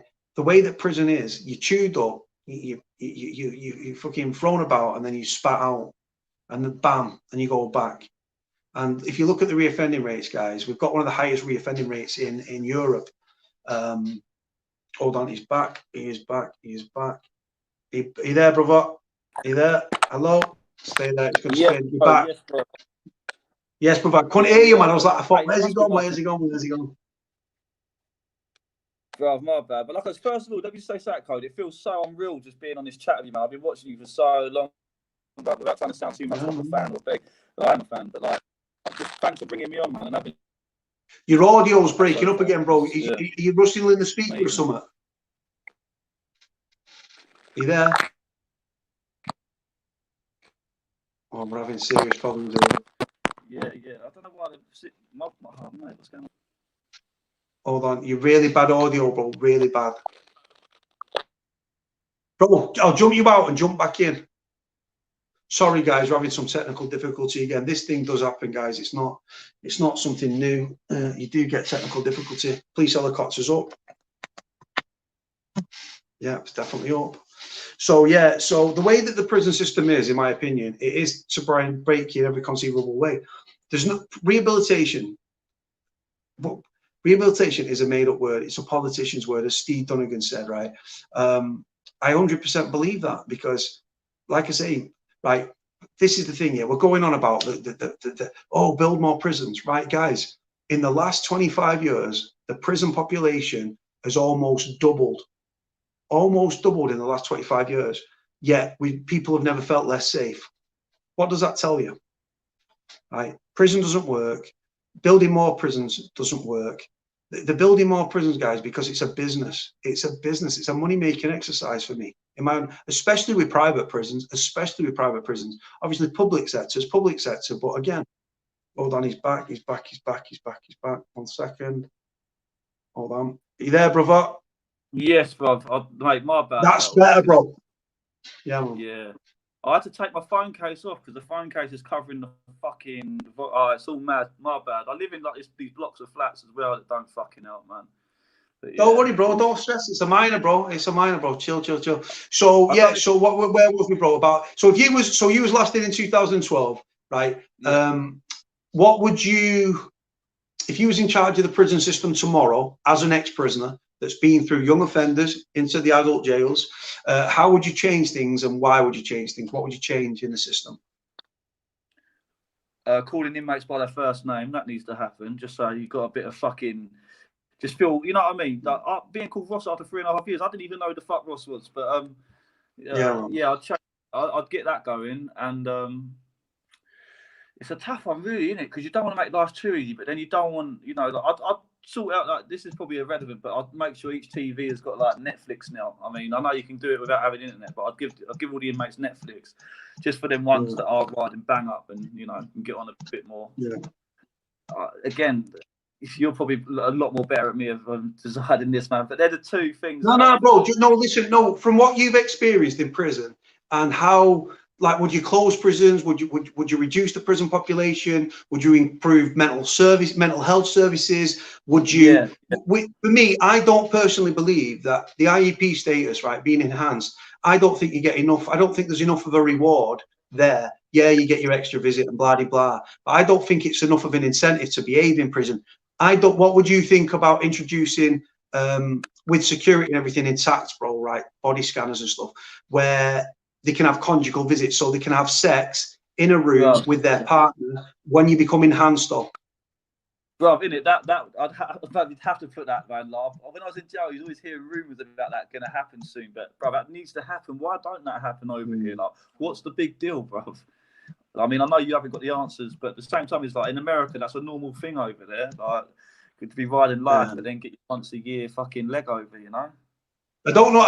Is that true? I don't actually know. I can't answer that. I know that in Holland, I was locked up with a kid that got done on a drug importation bullshit.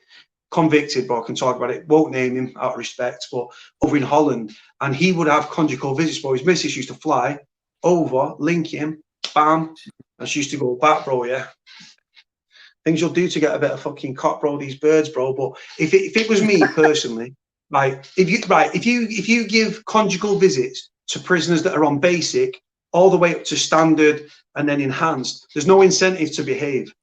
So if you're in charge of the system, you've got to think, well, the system has got to get something.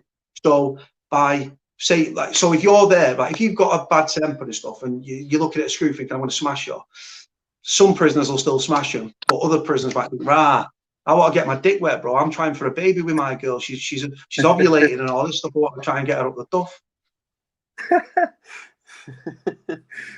Jesus. Yeah, man. Standard. That needs to happen, bro. There should be like one of them votes that people do in pages where they're like, everyone vote on this page, get like 15,000 signatures or whatnot, man. But will anyone bother doing that? To get it discussed in Parliament, you need 100,000 signatures to get it discussed in Parliament. But the thing is, the prison population, it fluctuates from. It went down to, I think, a low was about 78,000, but I think it tops out about 86,613 prisoners in the system. That's from your secure training centres up to, obviously, your adult male jails, your locals, your female prisons, your young offenders and stuff like that. But yeah, what I would do, you'd have to go through a body scanner, because obviously you could have things inside yourself if you was a female or a male. But so coming to the prison, you'd have to be body scanned, right? Yeah. You couldn't take anything in with you, right? You just go in, you get half an hour, bro. Everyone's going to bust nut in about 30 seconds, bro. Yeah, oh, you touched me, babe, right? Bam, going back to the wing. Then once you finish that, you can go on to a normal visit. You finish your visit, or you have your visit first, right? Yeah. Then you have your sexual intercourse in your little room, bro. No cameras, nothing, but it's all secure, bro. That it's clear the person's got nothing on them. And then they do the deed, they go back to the wing. By having sex, bro, and by orgasming, by shooting a load, right? Orgasming. By shooting a load, what it will do, because your body's producing testosterone all the time, bro, when you've had sex, bro, it just chills you, bro, on a level, right? So it could actually potentially in some part reduce violence. Right? If you're getting told, listen, if you're a spice head, and you're like, you're smoking your fish, and you're gonna continue smoking it, aren't you? But literally, if you don't fist positive on a drug test, if you're enhanced, right, you can have your visit and then get your leg over, bro. I'd go as far, bro, to fucking. Do you know what I'd do, bro? For the boys that are single, I'd have a catalogue, bro, of brasses, prostitutes and shit, right? But they'd have to no legit, bro, legit, right? Yeah. I don't give a fuck. Say tie bird there, big tits, fake tits. Yeah, she does this, she does that. Yeah, fucking have her, right? Take the money out of me private, right? Bam, yeah, go, bro. And then the brass turns up, bro, and she's like, right, go in there. And there's big black Leroy with a 12-inch cock that destroys her. She gets paid, he gets laid. He goes back to the wing. But again, when they come to the prison, they'd have to go through a body scanner to make sure they've got nothing on them at all, because it does internally if anything's strapped to your body. So security would remain intact, and then you still get your leg over, which if you've got all guys that are producing testosterone, they know they're going to get sex every week, bro, whilst they keep their enhanced, bro. A lot of kids would keep it. A lot of kids would just think, fuck it, bro. And then they'd be like, rah, sorry, babe, yeah. Basics off again, yeah. Prison radio, yeah. You know how it goes, bro. Yeah. But that's a fucking good idea, though, man. Especially like with like you say, the body scanners and that. It's like they can do it, man. I don't know why the fuck they ain't. We've just got the worst. I won't say the worst country, but we're definitely up there with like the most strictest when it comes to fucking the most smallest things. Do you know what I mean? You want to see Russia, bro? Hey, There's certain prisons, bro. Right? There's one in Japan. You've got the Bangkok Hilton over in Thailand. But brother, I wouldn't want to be in a prison down in South Africa. Sorry, South America. No. I wouldn't want to be in prison in the Middle East. I wouldn't want to be in prison in fucking like some of these countries, bro, have got no human rights, bro. Fuck that. Like we've got it bad there. We've got it bad there in the regard of like the way the system is. But brother, compared to other countries, bro, fucking HMP, bro, even Bullingdon and shit like that, bro, is like, yeah. But it's still the system's still broken though. Yeah. The Black Dolphin, that's the one. You see this Black Dolphin prison that he's referring to here, right? Now, this Black Dolphin, bro, right? You're not allowed to sit down on a chair or on your bunk until it's bedtime, bro. Is that true? If you're in your cell all day, bro, you are not allowed to sit down, and you are not allowed to sit on your bed or lie on your bunk, bro. You've got to stand. It's a Russian jail, the Black Dolphin one. Russian, bro, the Black Dolphin, bro. Yeah, I see the documentary on that. It looks fucking nuts, doesn't it, bro? Yeah, see, that's only that'd break me, bro. I mean, I'm a tough, strong-minded guy, but yeah, them sort of that would break me, bro. I swear down. Yeah, I'd rather probably chop myself than do a sentence there, man. And that might sound weak and probably the wrong thing to say to something. But yeah, I thought about that a lot in jail. I thought about that a lot in jail, man. I wouldn't it just be easy if I just do this? Because so many people do it. Like I made friends with people that actually killed themselves in prison. 2 of them in Aylesbury, 2 young kiddies that I actually knew very well that topped themselves a couple of months after each other. But that's how it gets to you in there, man. I swear down, like, and that's what I mean. I come out and suffering panic attacks, anxiety attacks, just not scared of my surroundings, but over vigilant with everything, man. Like just like, oh man, I couldn't get on buses for years, bro. Honestly, I've been for like a PIP test and that. They refused me. Fuck knows why. So I don't get anything really. My missus earns enough money, so I can't really claim ESA or universal credit. But like, yeah, I'm in that position now in life. As much as I've sorted that out, I like to think I have a bit. I'd still like to be the breadwinner, but you can't have it all, can you? Do you know what I'm saying? But if you was at work and she was at home, bro, one of you still gonna have to be at home, bro. By being a stay-at-home parent, bro, it's a job in its own right, bro. It's not easy looking after fucking youths, bro. Not easy, bro. No one wrote a book on how to be a good parent, bro. Yeah, I mean, it has its ups and downs, but mate, my kids are decent. My 2 girls, Ella and Amy, man. Yeah, 2 and a 5-year-old. But yeah, I couldn't ask for better kids, bro. Do you know what I'm trying to say? They're just very good, man. Like, very good kids, very clever as well, man. Especially my oldest one. But yeah, man. How many have you got, bro? So how many kids you got? 2, mate. But I'll show you a picture, man. 2 seconds. I'm just I don't know how to turn this camera around, but that's my youngest one. That's Amy. Yeah, blonde hair, blue eyes, by look. Yeah, and that's obviously Ella and Amy. I don't know if you can see Ella well, but that's my oldest one. Obviously, my youngest one. But yeah, they've got a good life, man. But yeah, a picture of Kelly's over there. My missus, I've known my missus. She's known me since like the crazy days, bruv. When I was like 16, you know, like the crazy. They used to be called chaos back in the days. She's known me since then. And like, I got with her when I got out on my 2nd sentence 8 years ago. I've been with her ever since. And even her friends were like, why are you with him? Why are you with him? For years, mate. She was getting loads of shit off people for being with me, like because of how I was. Do you know what I mean?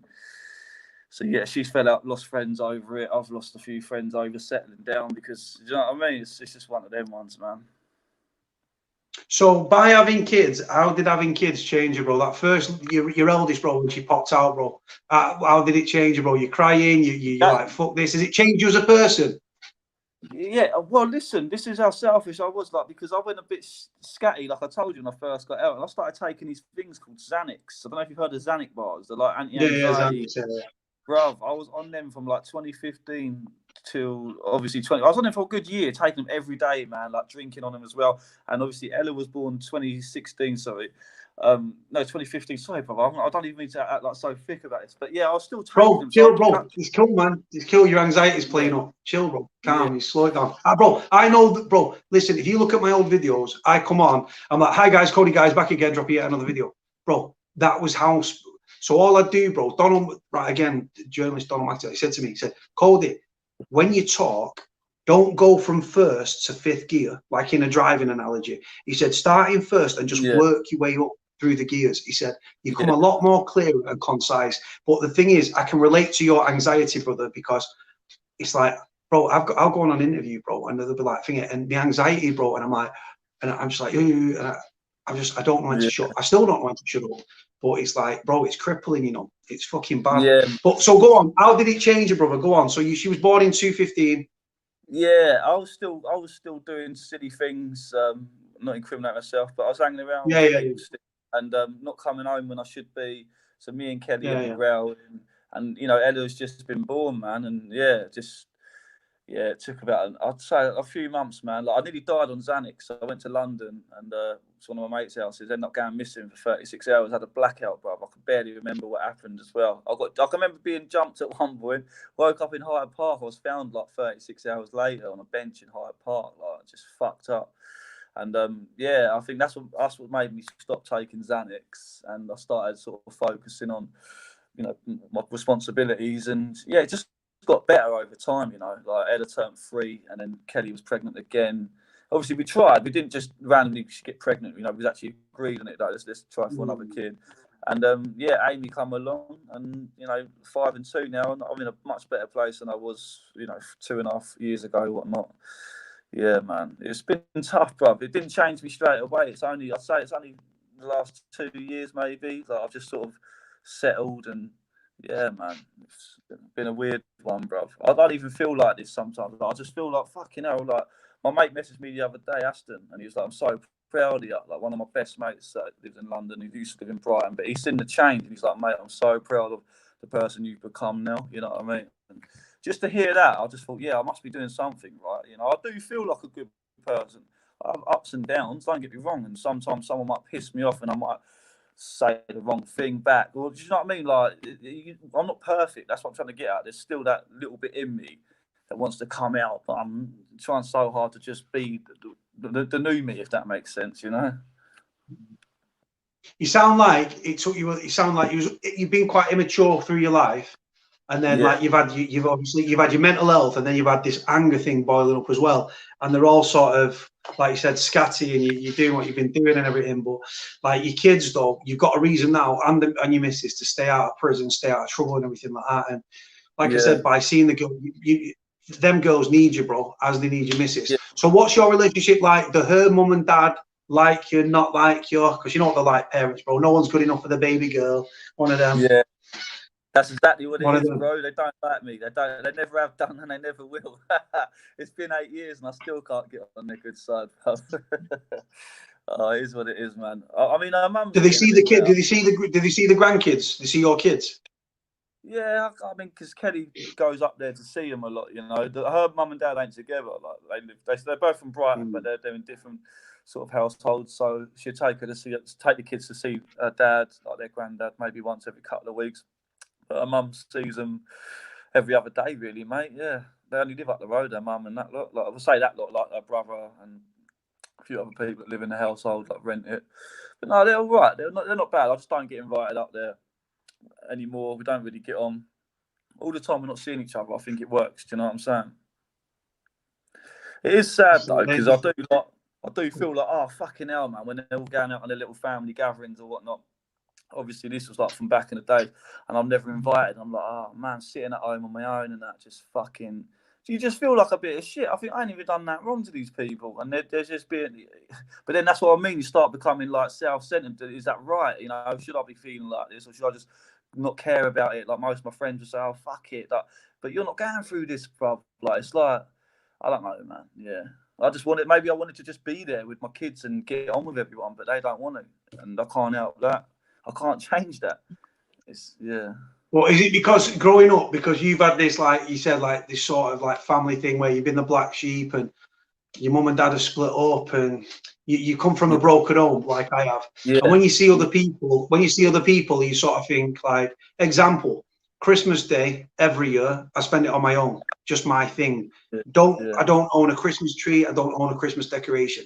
The idea of me in my head that people are sat around tables, drinking, toasting, wearing crap hats, telling shit jokes, getting pissed and eating good food. It's in my head, bro. I'm like, right, that's not like, I find it alien, bro. But it's me that's the alien, not them. But I just find it weird. I'm like, nah, sit on my own. Don't have no roast, bro. Just like last year, I had some lamb chops, some boiled potatoes, some fried onions, and some lamb gravy, bro, with some mint sauce. That was it. I don't do the thing. So when you've got someone else that's having this happy life and stuff like that, you sort of want to be part of it, to be like, to be there. Because at the end of the day, you're the kid's dad, bro. Do you know what I'm saying? But it's just fucking crazy, bro. So are you still living in the same area? What's the area of Brighton you're in? Is it a rough area, you said? Yeah. Mole scheme. It's for me though. I'm safe around here because I know all the lads. You know what I mean? Like it's all the young lot now, but I know them since they were kids. Do you know what I mean? So like my kids are safe. We're all right. No one to come near this house on a negative. I'm not trying to sound bad and hard, but I think I've done what I needed to do and earned my rep. And you know, yeah, I'm all right around here. Kids are all right. I'm not the sort of parent that will just like let my kids go and play on the street and not be watching them. I'm very, very, very cautious. Like. With who my kids are with, or you know what I mean. I won't let them stay out or nothing like that. And I know because obviously COVID's going on at the minute, so nothing like that can happen. But yeah, I'm not being a strict parent like that. But I've just, you know, you hear the stories. I heard the stories growing up about, you know, nonsense and whatnot. But I'm very wary, especially being in prison as well and seeing when you see the Bacons or whatnot, the VPs, and some of them you wouldn't even ever expect it, would you? You look at them and you think, fucking hell. I'm not saying looks, you know, like. Oh, because he looks like that, it don't mean he ain't done it, sort of thing. But some of the people, you wouldn't expect them to be in for that, would you? Let's face it. Can I ask you a question? So when you was in the young offenders, right? Like you've been to two notorious ones, bro. Did you say Felton? No, Aylesbury and. Oh, listen, you know what I was going to say to you actually. You remember that Westland? You done a story on him. He killed his cellmate, the rapist, Westland. Remember? Yeah. I can't remember off the top of my head, but where was it? At Aylesbury? No, he was in an adult jail, but this is Wesley. I can remember his second name being Westland because I stuck it on him in Aylesbury. Some little kid, black hair, but you done a story on it, just a quick one, that he killed his cellmate in, what prison was it, man? It might have been at Ipswich one or something, bruv. I'm pretty sure it was somewhere like, because he was from Oxfordshire. One sec, as I'm talking to you, I'll run the name. And I can briefly remember mentioning the Wesley brother, but I can't remember in which regards. Yeah, I ended up putting it on him in Aylesbury, mate. He was a crybaby. I remember because when I see you do the story in it, I thought, what? He's killed someone now. Like, I thought this guy was fuck all when I put it on him. Do you know what I mean? But I don't know, man. Some people can change, innit, man? Killed his cellmate. I think his cellmate was called Dean, Sank Dean. You'll see it anyway. Hold on, it's not Liam. Hold on. Liam Dean, innit? Yeah, he killed him, didn't he? Hold on. I know exactly what you're fucking talking about. Liam Dean was murdered. Liam Dean. Hold on 1 second, brother. Liam Dean. Yeah. I remember this story. It was HMP Leeds this happened. Right, because I fucking straight away, I'm like, right, I know. Right, so hold on 1 second. Yeah. Right, hold on 1 second. I'm just getting the story up now. On, brother. Yeah, this is the story, guys. This is the story. So for anyone that doesn't know, there you go. Rapist who murdered baby killer in Leeds prison, jailed for nearly 25 years. So this is the story of John Westland. Is this your boy, bro? This your boy? Well, not your boy. He was an Aylesbury of me. Yeah, he's a faggot, man. I put it all over him. Not like that. He's just a sassy, mate. He thought he was bad until I crumbled him on the wing in front of everyone. So yeah, man. Can I just want to make a point? Just want to make a point, right? Right, because people might think, well, what was you doing on the sex offenders wing? But from what you said, there's no sex offenders wing in. Nah, I didn't even know he was in for that. Like in Aylesbury, everyone lied. That's what I mean. Everyone would be like.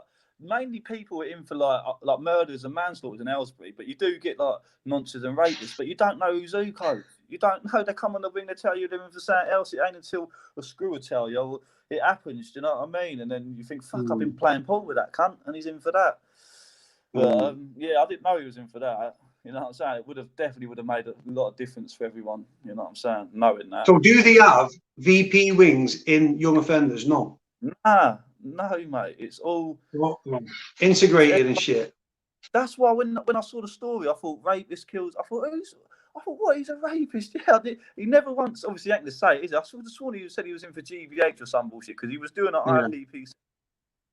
Yeah, he was doing an IPP sentence, and I read that story, and obviously his sentence was, I think he beat some bird up after a night out or something disgusting, man. He done it, and 25 years he got, bro, for the murder.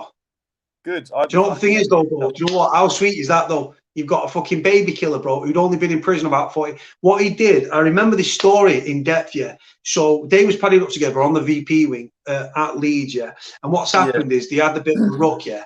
And because the way that prison is, guys, if you don't know anything about prison, there's a hierarchy. Now, a rapist will see himself higher than a child murderer, a baby murderer, right? Yeah. And that's, yeah. And then what he did, he actually he got hold of, like, did you ever buy them glass roll-on little aftershave things that you can put on your wrists and stuff? And do that and like that when you go on visits. Well, I think he broke one of them, and he kept stabbing him in his carotid artery, and he actually murdered him. He bled out the kid, and he got 25. So you've got a child, you've got a baby killer who's dead, and you've got a fucking rapist who's just been given a 25 fucking tariff, 25 rec. So it is a touch, isn't it? It's a touch. Yeah, man. Fucking little wrong uns all, bro. So what, have you got a house, bro, in a flat? I'm in a flat, mate, a 2-bedroom. We wasn't a 1-bedroom before this. I'm in some posh area called Dyke Road in Brighton. It's really posh, where like Chris Eubank Jr. had I mean, I actually knew him from back in the days. I don't know him now, but yeah, near his flat, or near his house rather. We lived up near Ladways, but then ended up getting moved over here. Obviously, Kenny controls all the rent. It's about $850 a month here, bruv. It's quite cheap, but not that cheap, if that makes sense. You know, it still comes out of the money that we fucking ain't got. No. So what's your missus working as? She does 2 jobs, mate. She's a carer, and she works in a school. Yeah, she's a carer. Fucking hell, does 2 jobs. Yeah, good girl. She's out the door by 8 o'clock in the morning, back by about 8 at night, mate. So yeah, 12-hour shifts, bro. Oh, crazy, bro, isn't it, man? So what I was going to say to you, so I've been to Brighton, yeah, only once, bro, yeah. It should have been one night out. It ended up being a fucking weekend, yeah. I linked up with a naughty South London kid whose dad used to be involved with the Crays and the Richardsons, bro, right? Naughty fucking geezer. His dad had died. He was the junior, and I was knocking around with him, and I'd never met him, but he'd seen him on a documentary, so I'd seen him loyal, blah blah blah, and he went to prison, and I wrote to him, I sent him some dough, and he said, could you send me a load of pictures off my Facebook? So I printed a load of pictures off, cost me about 28 quid, sent them all in over about 2 days, different little parcels with 30, 50 in at a time, bam bam bam, sent him a load, and then when he got out, he said, listen, come down to Brighton, it's on me. So a bird that I was seeing at the time, a Scouse bird, right? We travelled down in a Mini Cooper all the way down to Brighton, linked him. We met him in Browns. You know Browns? Nah. It's still, hold on, let me see if it's still fucking open. I'll tell you where it is, bro. I probably will nah, bro, if I see it, then I'll know. He used to be bad on the coke. Right? He used to be very, very bad on the cocaine, brother. Right? And he's quite paranoid as a person. And he's short, but he used to be a boxer, right? He's an handy lad. And these 3 old boys that looked a bit tasty back in the day, you could tell that he had a bit about him. And Jimmy was like, what are you fucking looking at, yeah? Because Jimmy's bird was like a good looking girl. So I've just on his shoulder, bro, ready to go. And the old boys didn't want to know. And I was just like, oh shit, it's going to be one of them nights, innit? Please sells beckoning. All day breakfast, please. One of them, bro. But we ended up in, you know, Platinum Lace? The titty bar in town. Oh, of course, yeah, near the pier, bro. Yeah, one of the back streets. Yeah, well, his boy on that, innit? So Browns, bro, is 3 to 4 Duke Street, Brighton, BN1 1AH. Oh, yeah, I know where you want to go. Yeah. That's where you Browns, bro. Yeah. What's that? That's where youth offending used to be on Duke Street, man. I know exactly. Oh, is that what it is? Sure, man. Yeah. So yeah, so we ended up out. It should have been one night, and then he was like, we went for breakfast the next day. He's like, yeah, come on, fuck it, we'll go again tonight, brother. I swear to God, I had the hangover from hell. It was like a double fuck, yeah. And then the bird I was with, listen to this, the bird I was with at the time, yeah. Now I've had the same number for many years, right? Now we're in the hotel, we're kicking back. She said, oh, babe, she's like, oh, fucking phone's died, babe, give me your phone, yeah. So I give her my phone, bro. I'm loyal, bro. I'm in a relationship. I give her the phone back. My ex-bird texts me, right? Because I put something on like Twitter or social media that I'm in Brighton. She texts me, are you back from Brighton? So this Scouse bird grabs my phone, smashes it against the wall, grabs my fucking keys, tries to flush my keys down the toilet, Right? Grabs her bag, grabs her keys, bro. I'm there, bro. Yeah, stuck in Brighton. She's got off with the keys, got off with a bag, bro. Man. And then, do you know what? She didn't know the way back, and she had no fucking battery, and her fucking charger was a bit fucked. So she had to come back to me. She came back, found me. We went, and I had to be the sat nav all the way back. And you know what, bro? All the way back, she was giving me bullshit. Fucking dickhead, you fucking rat. I was like, I ain't even done anything. Bro, how can I be in charge, bro, of a fuck? She knows I had the number for a long time. How does she know you're in Brighton? I said, because I put it out there on social media, did it? She went, nah, you fucking. I said, I put a picture of me and Jimmy up on the night. And she went, nah. I said, babe, I'm telling you. I got back, bro, yeah. And I got in the gaff and just like waited till she got home. Like, right, we'll never see it again. The next night, it was pissing it down. She turns up outside. It's like, I'm not going anywhere till you come out. So I go out, bro. It's pissing it down. I've got socks on, bro. Fucking shorts and a vest. She's like, get in a fucking car now. So I get in the car. She reverses at full speed. Next minute, we're on our way to Liverpool, bro. I've got no wallet. I've got nothing, but I've just got my house keys, bro. And she's like, I said, babe, listen, let's be nice here. No, fuck you, fucking dickhead. Every time I tried to speak to her, we just go, fuck rough. I thought, I'm still rough from fucking Brighton, you crazy bitch. And you know what the weird thing is? I did a video about online dating, and I made reference about her. And she contacted me and said, you fucking spoke about me on that fucking YouTube, you dickhead. I was like, oh, for fuck's sake. I was like, leave me alone. And then she used to try and get on me after that, but I washed my hands of her, bro. Fuck that crazy bitch. Your missus will be a feisty girl, though, bro. She's not going to be a quiet girl. No, I don't think a lot of the Scouse ones ain't. But what made you want to... No, but your missus. What about your missus? Is she a feisty one? No, bro. We're actually so opposite. Well, now we sort of ain't, but she don't smoke, she don't drink. She's got her mates and that, and, you know, just goes out and does her thing. But, nah, man, we're just... Not two different people, but she's a good girl, man. I'm very lucky to be in a relationship with her. Does she ground you, bro? Does she keep you sort of chilled and sort of just... Yeah, but then she can let me just be free as well, you know. Like, if I'm saying I'm going out, she won't ask me where I'm going, meeting. Do you know what I mean? But I'll tell her anyway. But, like, yeah, it's one of them ones. The trust level's up there, you know. Like, we've had our domestics, you know, and we have had a few domestics. Yeah, everyone has domestic. Everyone has domestics, but it's just fucking... It's law, bro. Yeah. You know, we've had neighbours calling the police, and then we had like social services in our life for about 6 months because of the smell of weed. Like neighbours were complaining about, and that smell of weed, mate. Do you know what I'm saying? Like, it's ridiculous. So yeah, we had to put up with that must have been coming from someone else's gaff, bro. But people thinking it was coming from your gaff. Am I right? People must have. They knew it. Even when a social visited us one time, well, a couple of times, the lady next door would be on. She ain't there now, she's moved, but she'd be smoking a joint on her balcony, and it comes through our fucking door. We ain't got like a letterbox on the door bit. It's still like, I'll show you in a minute, but yeah, there's no letterbox to sort of stop, like, you know, like one of them hard letterboxes that will sort of stop anything coming in unless you post that through. Yeah. We ain't got on our door letterbox bit, so the smell will just come through. You can't see through it, but you know, that was my argument to the social anyway. So yeah, man, they just as a father, bro, that's been through the system. What are your opinions on sex offenders, bro? Rapists, kiddie fiddlers, pedos. Well, kiddie fiddlers and pedos. The ones that have did it, the ones that have done it, like, including that. That's it. But just hang them, man. Just hang them. But to be fair, I've had a friend accused of like saying he didn't do like rape, and he didn't do it, man. He still got convicted and appealed and all that shit, and he ended up killing himself in the end, bro. Like, from Brighton, rest in peace, my mate Alex. But like, yeah, it got to him too much. He didn't purposely kill himself, but he drunk himself to death. Do you know what I'm saying? And it fucked his life up completely. So like, I'm not trying. So what? He went to prison, got convicted, and then got out, and then drunk himself to death. Pretty much, man. Yeah, he just wasn't the same, man. Like, he was one of the top boys as well. He just slept with some bird. She was up for it anyway. Like, I've heard his side of the story in it, so I believed him. She was all game. They were only young anyway. I think he was like 17 at the time. She was 17. They fancied each other all through school.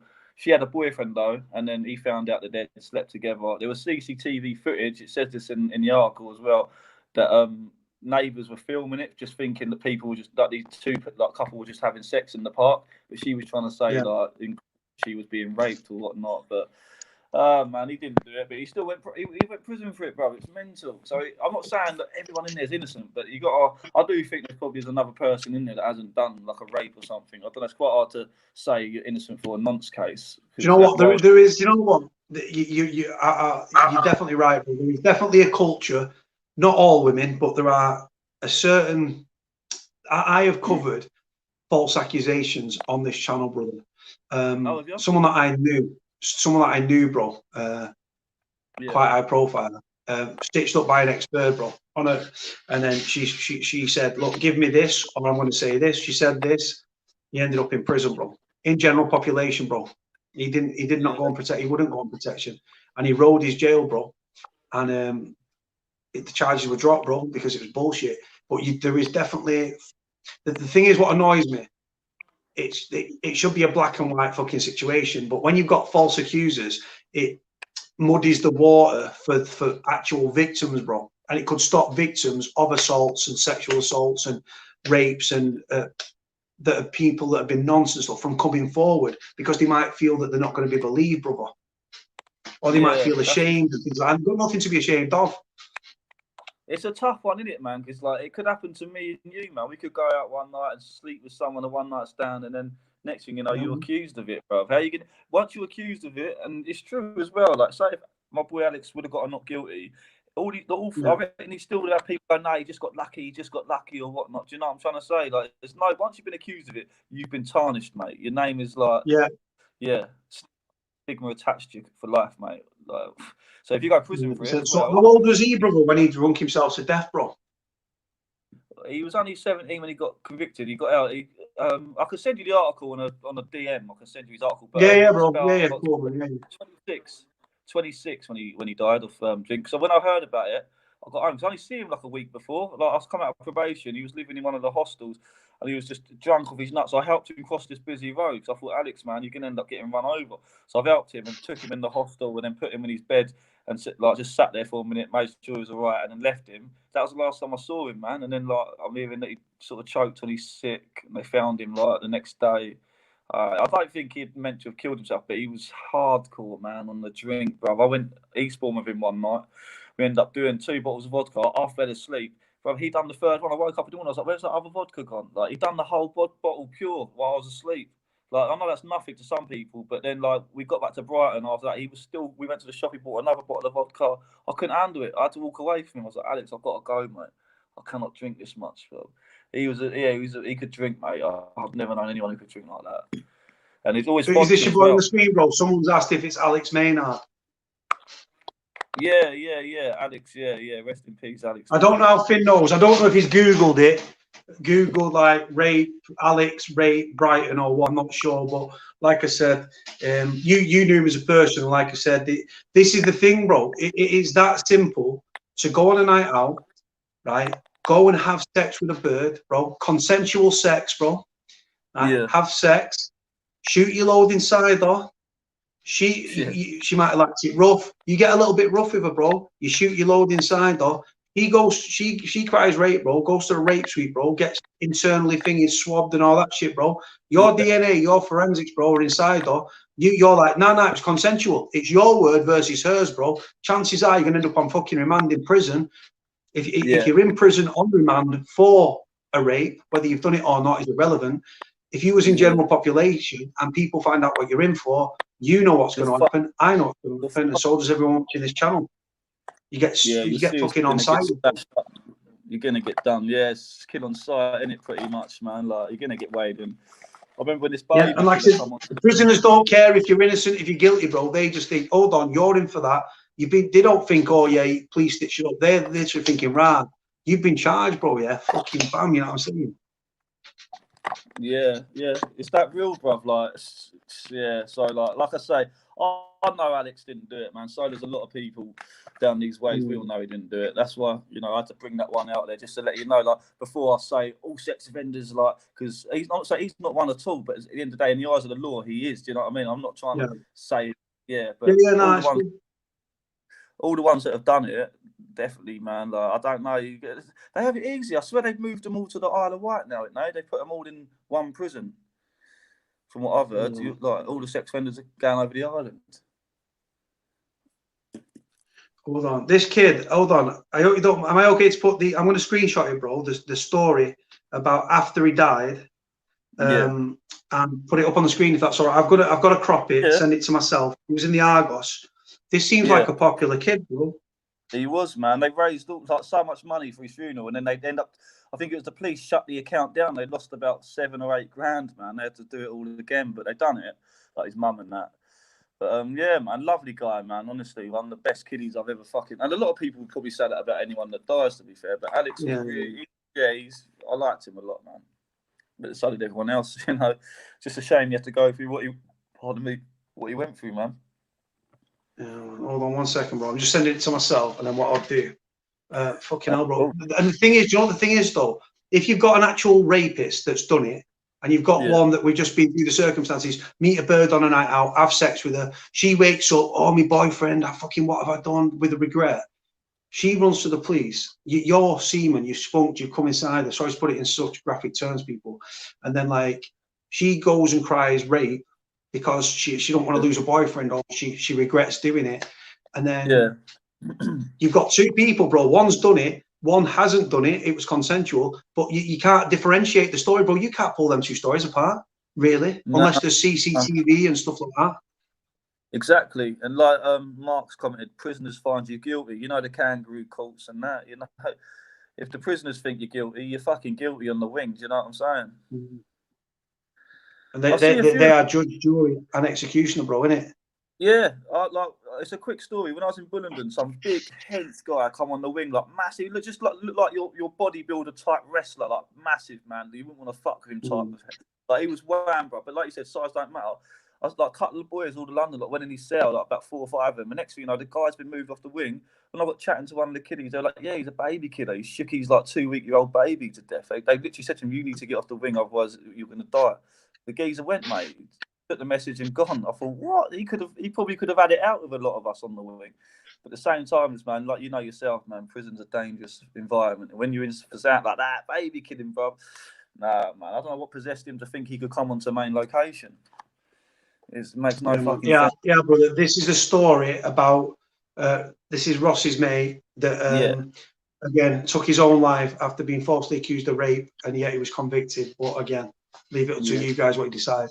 Thousands raised in what? Yeah, let me just knock the fucking banner thing off the screen. I don't know how to knock it off, actually. Hold on, there we go. Yeah, Alex. Let me knock the banner off so you can actually see the picture of him. Yeah. There you go. But yeah, Alex is in the grey top, by the way, people. Good guy. Oh, so he's on the he's on his But so how old was he, brother, when he sadly tragically took his own life? He was 26 when his life ended, but I think when he got accused, he was around about 17, man. He was a proper top boy back in the days, you know. Like no one to fuck with him. Like he was well known. It's like me. I was like a younger version of him, like doing the town thing, you know. I won't copy him, but he was like my older. If that makes sense. So when did this? I want to move on to your MC and stuff. How did this come about? What's that, mate? You said you was an MC. Pardon? You was an MC. You do the MC and the music. No, I do the music. Yeah. He does. Alex don't. No, that's what I mean. That's what I mean. How did you get into it? Oh shit. Personally, at school, Eminem. I loved Eminem. Thought I was Eminem because of the shit Eminem used to talk about his mum and that. So yeah, that's how it started. Then like when I left school, there was grime. Grime started coming about, like Wiley and all that lot. So I thought, fuck it. I jumped on that banner. Went to college to do music, and then just smashed it really, mate. I've got a music video shoot this Thursday. So I do it now and then. I've got a lot of stuff out there, but it's just bro, I tell you what, right? Listen, right, can you send me, right, if you come off the week, right, stay on the live, but you know, like press your home button. If you can WhatsApp me anything, what I'll do is I can put it on the screen, bro, so people can see what you do. If you want, if you've got anything. Go on, bro, it's all right, do your thing. Yeah, it's all right, bro, just jump back on, bro. If you can't think it, just click back on the link, bro.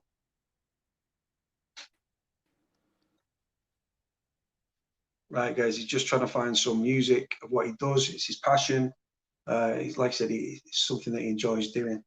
Really nice lad. Like I said, been through the system, suffered abuse in the home, like physical abuse from his mum, quite heavy-handed with him and stuff like that.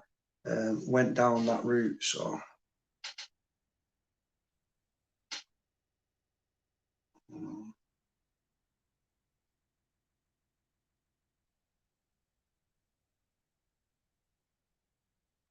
Here he is. Here he is. Hold on. There he is. Yes, bro. Just WhatsApp you a little SoundCloud link, mate. Hold on 1 sec. 1 sec. I need to try and. Right, 1 sec. Let me remove that one. Are you there, brother? Can you hear me? Hello? Yeah, mate. Can you hear me? Yeah. Can you hear me? I've got you, brother. I've got you. Well, if you don't, have you WhatsApp me or just sent me a thing? Yeah. WhatsApp you just a Have you texted? Yeah, WhatsApp you it, mate. Right, hold on. There you are. 1 sec. No, like for your music, bro. Where can I? Because I've got my separate phone here. So what I was after is if you could have sent me a link or like a snippet of a video. Yeah. Send me a link, bro. What I'll do, I'll put it on the screen. Or if it's a video, I can incorporate it into the video. Yeah, wicked.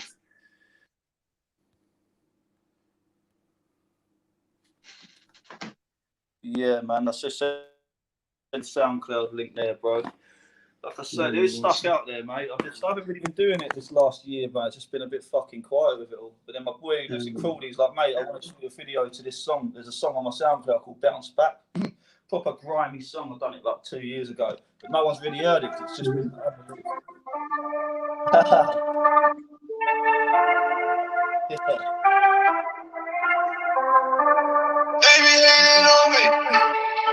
Okay, Raven.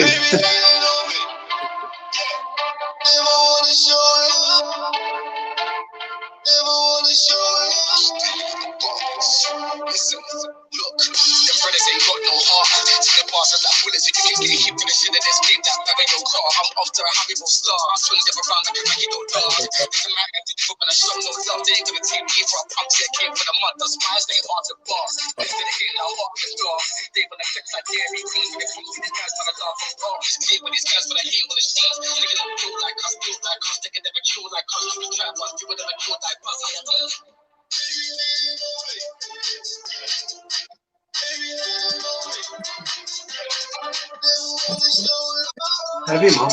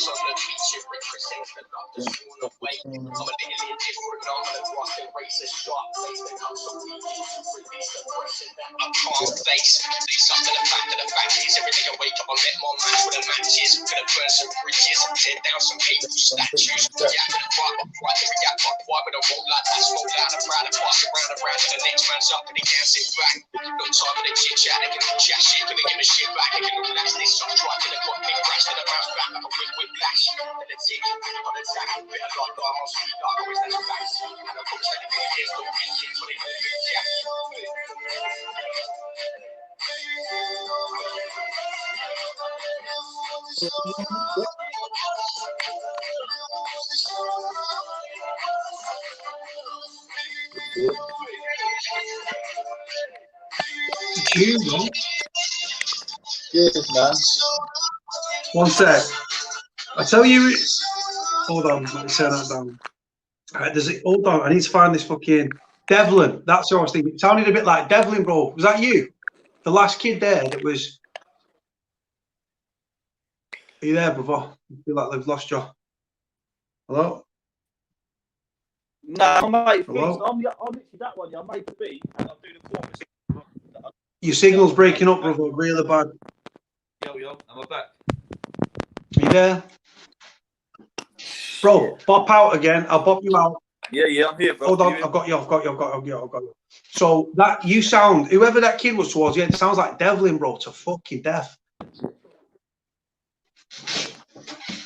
It sounded like Devlin, bro. It had that sort of vibe, bro, like London City sort of vibe.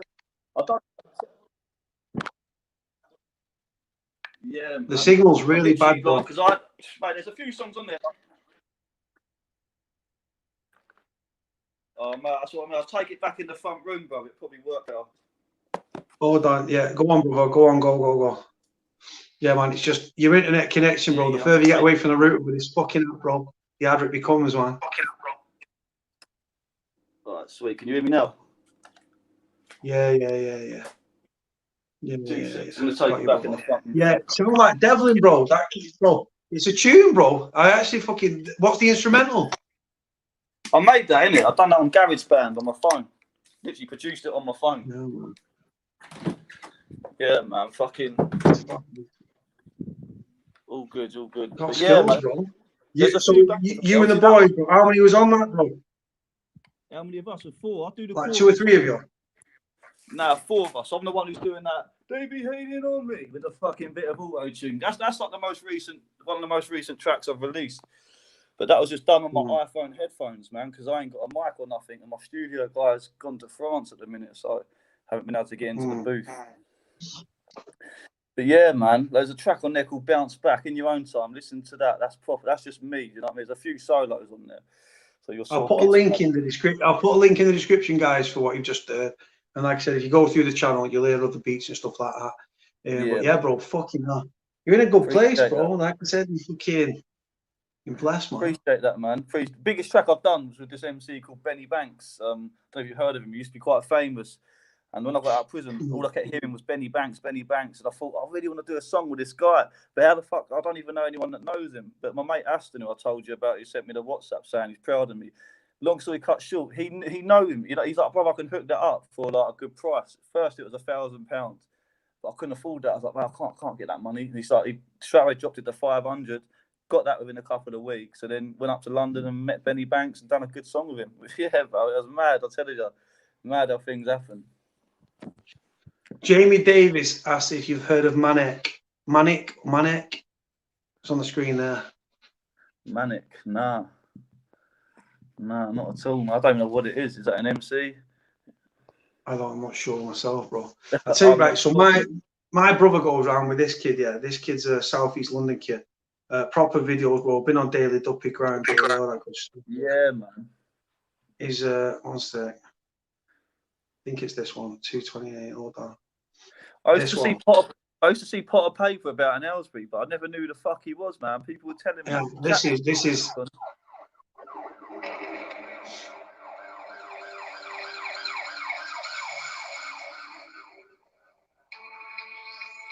Keep the last do you dream out of your surroundings? Cause cancel housing can leave you grounded. Don't let a high-rise block your horizons. You gotta learn to look beyond what your eyes can. There's green grass just beyond the concrete. It seems far and I know it's a long street. But if we don't try, how will we know? If we don't rise, how will we grow? We're all seeds trying to break through the cracks of the pavement. Imagining amazement when one of us actually makes it, but still nobody here and congratulating. They'd rather talk behind his back than face him, so it's back to basics. Cancel the stage shit, trapped to the matrix. Really real, but it's filled with hatred. They'd rather see you living in the beds in the mansions with Vegas. Spending good life with the strangest aura. Seen a rich guy try and play like he's poor. Seen a poor guy try and claim that he's rich. All I'm doing now is cleaning. He's got fair there, bro. He stopped making fucking tunes, or he started to produce, yeah. But he's a sick little guy, bro. He's a sick guy, and does everything himself, bro. Self-funded, bro. The guy went to what's it called, man? The radiations, Chernobyl. Did a music video in Chernobyl, bro. Oh, he's knocked himself off. Yeah. Anyway, did a thingy over there. Yeah, we've turned into a rave now, guys. Everyone's like, yes, big fish, small fish, cowboy. What's that? But yeah, no, just plugging his music there and stuff like that. It's obviously, do you know what? He's dead chilled, and then when the music's, he's like, he got into his music straight away, didn't he? and he's back in the room. Yes, brother. Yeah, bro. Quite honestly, if it does you nutty, bro, just cancel me if you have to. I don't want to keep like, doing you editing like this. No, bro, it's cool, bro. Don't listen. It's just it's cool, bro. It's just connection, bro. It's a minor little thing. I just said there, you was dead chilled and everything, and then when the music came on, you was straight into the music, bro. Your music's your passion, I can tell.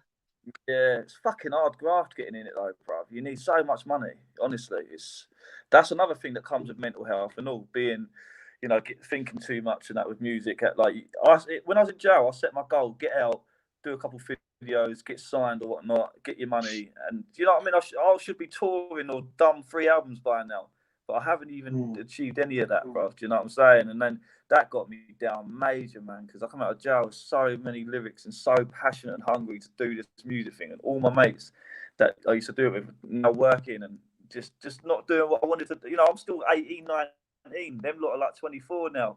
Obviously, I'm 24, but my mind hasn't grown up. Do you know what I'm trying to say? So I'm still thinking, look, let's go studio and do this. But yeah, so that played a big part. And I've made myself well known in Brighton because I want to settle down now and be calm. A lot of people know you. Do you know what I'm saying? And it's weird, bro. It's like they expect you to just be this violent guy. If you're not, then they try it with you, and then you end up smacking someone up. Yeah, that's the story of my life, man. So apart from your cigarettes that you smoke, what else gives you, and your music, what else like makes you happy? What's your passion and stuff, hobbies and stuff, and keeps you chill? Hold on, we've lost you again, brother. You there? Obviously, as you know, being a parent, that's yeah.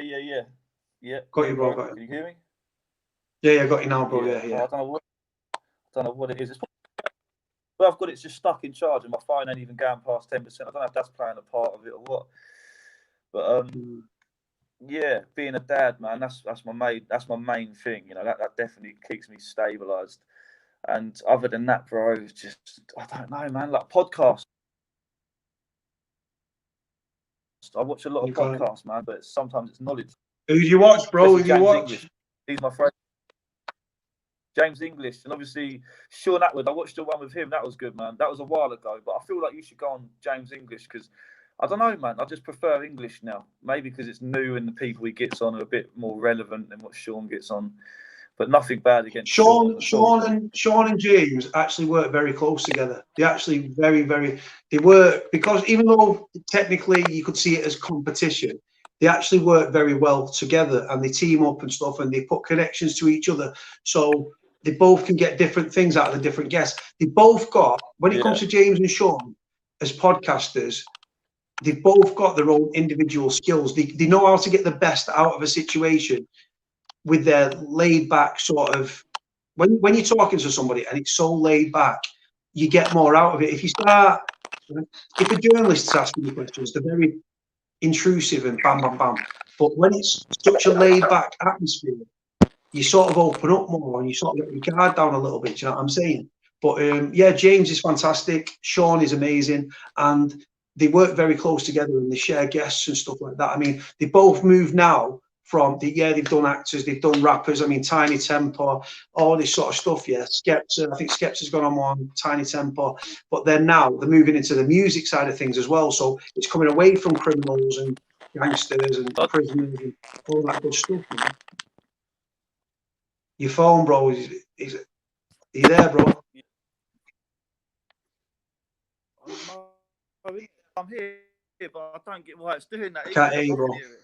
I just had to move to another part of the fucking room.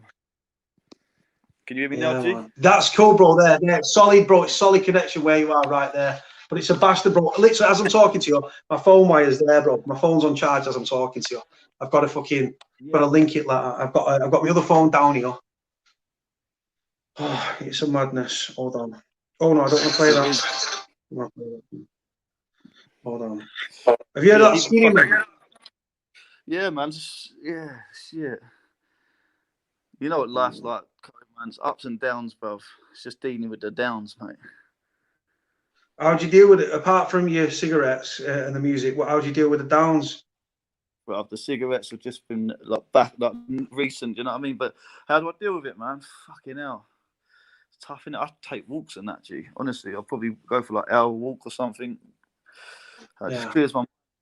I used to drink, innit? I used to drink a lot, but I don't know. I hardly drink now.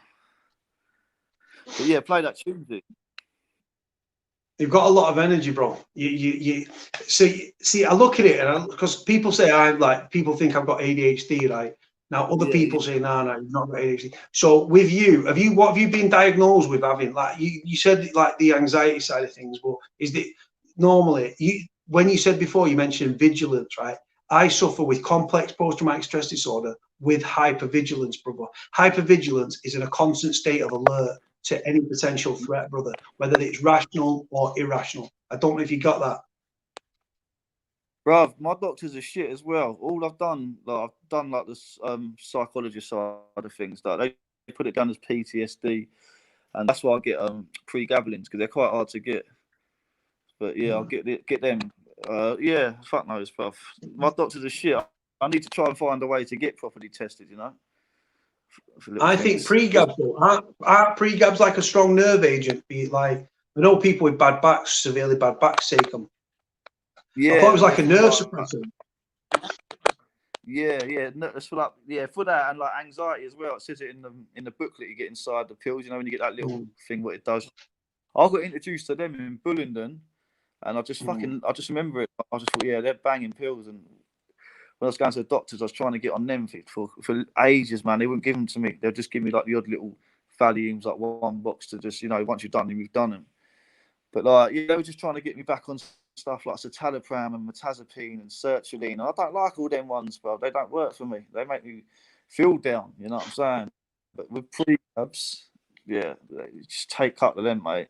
I'll get 75 milligrams. They're quite weak, but I'll just pop 4 of them. I'm good for the day, mate. And I'm not even trying to for years because I ain't. Like, it's only just been this last 2 months I've been taking them again. I do feel a bit better. My thinking ain't as erratic, As much as you sound feel energetic tonight, that's probably because I'm on live to you and it don't really feel real. It ain't sunk in yet, right? You know what I'm saying? Because I like what you do, man. Yeah, man. Like I said, the thing is, bro, like it's just when you come on, bro, and you don't know who's coming on. Like tomorrow, I'm hoping tomorrow to nail down a certain person. Right? It's not who everyone's thinking of. There's a guy that lives local to me. And he's got an incredible story, bro. And he looks like a lunatic.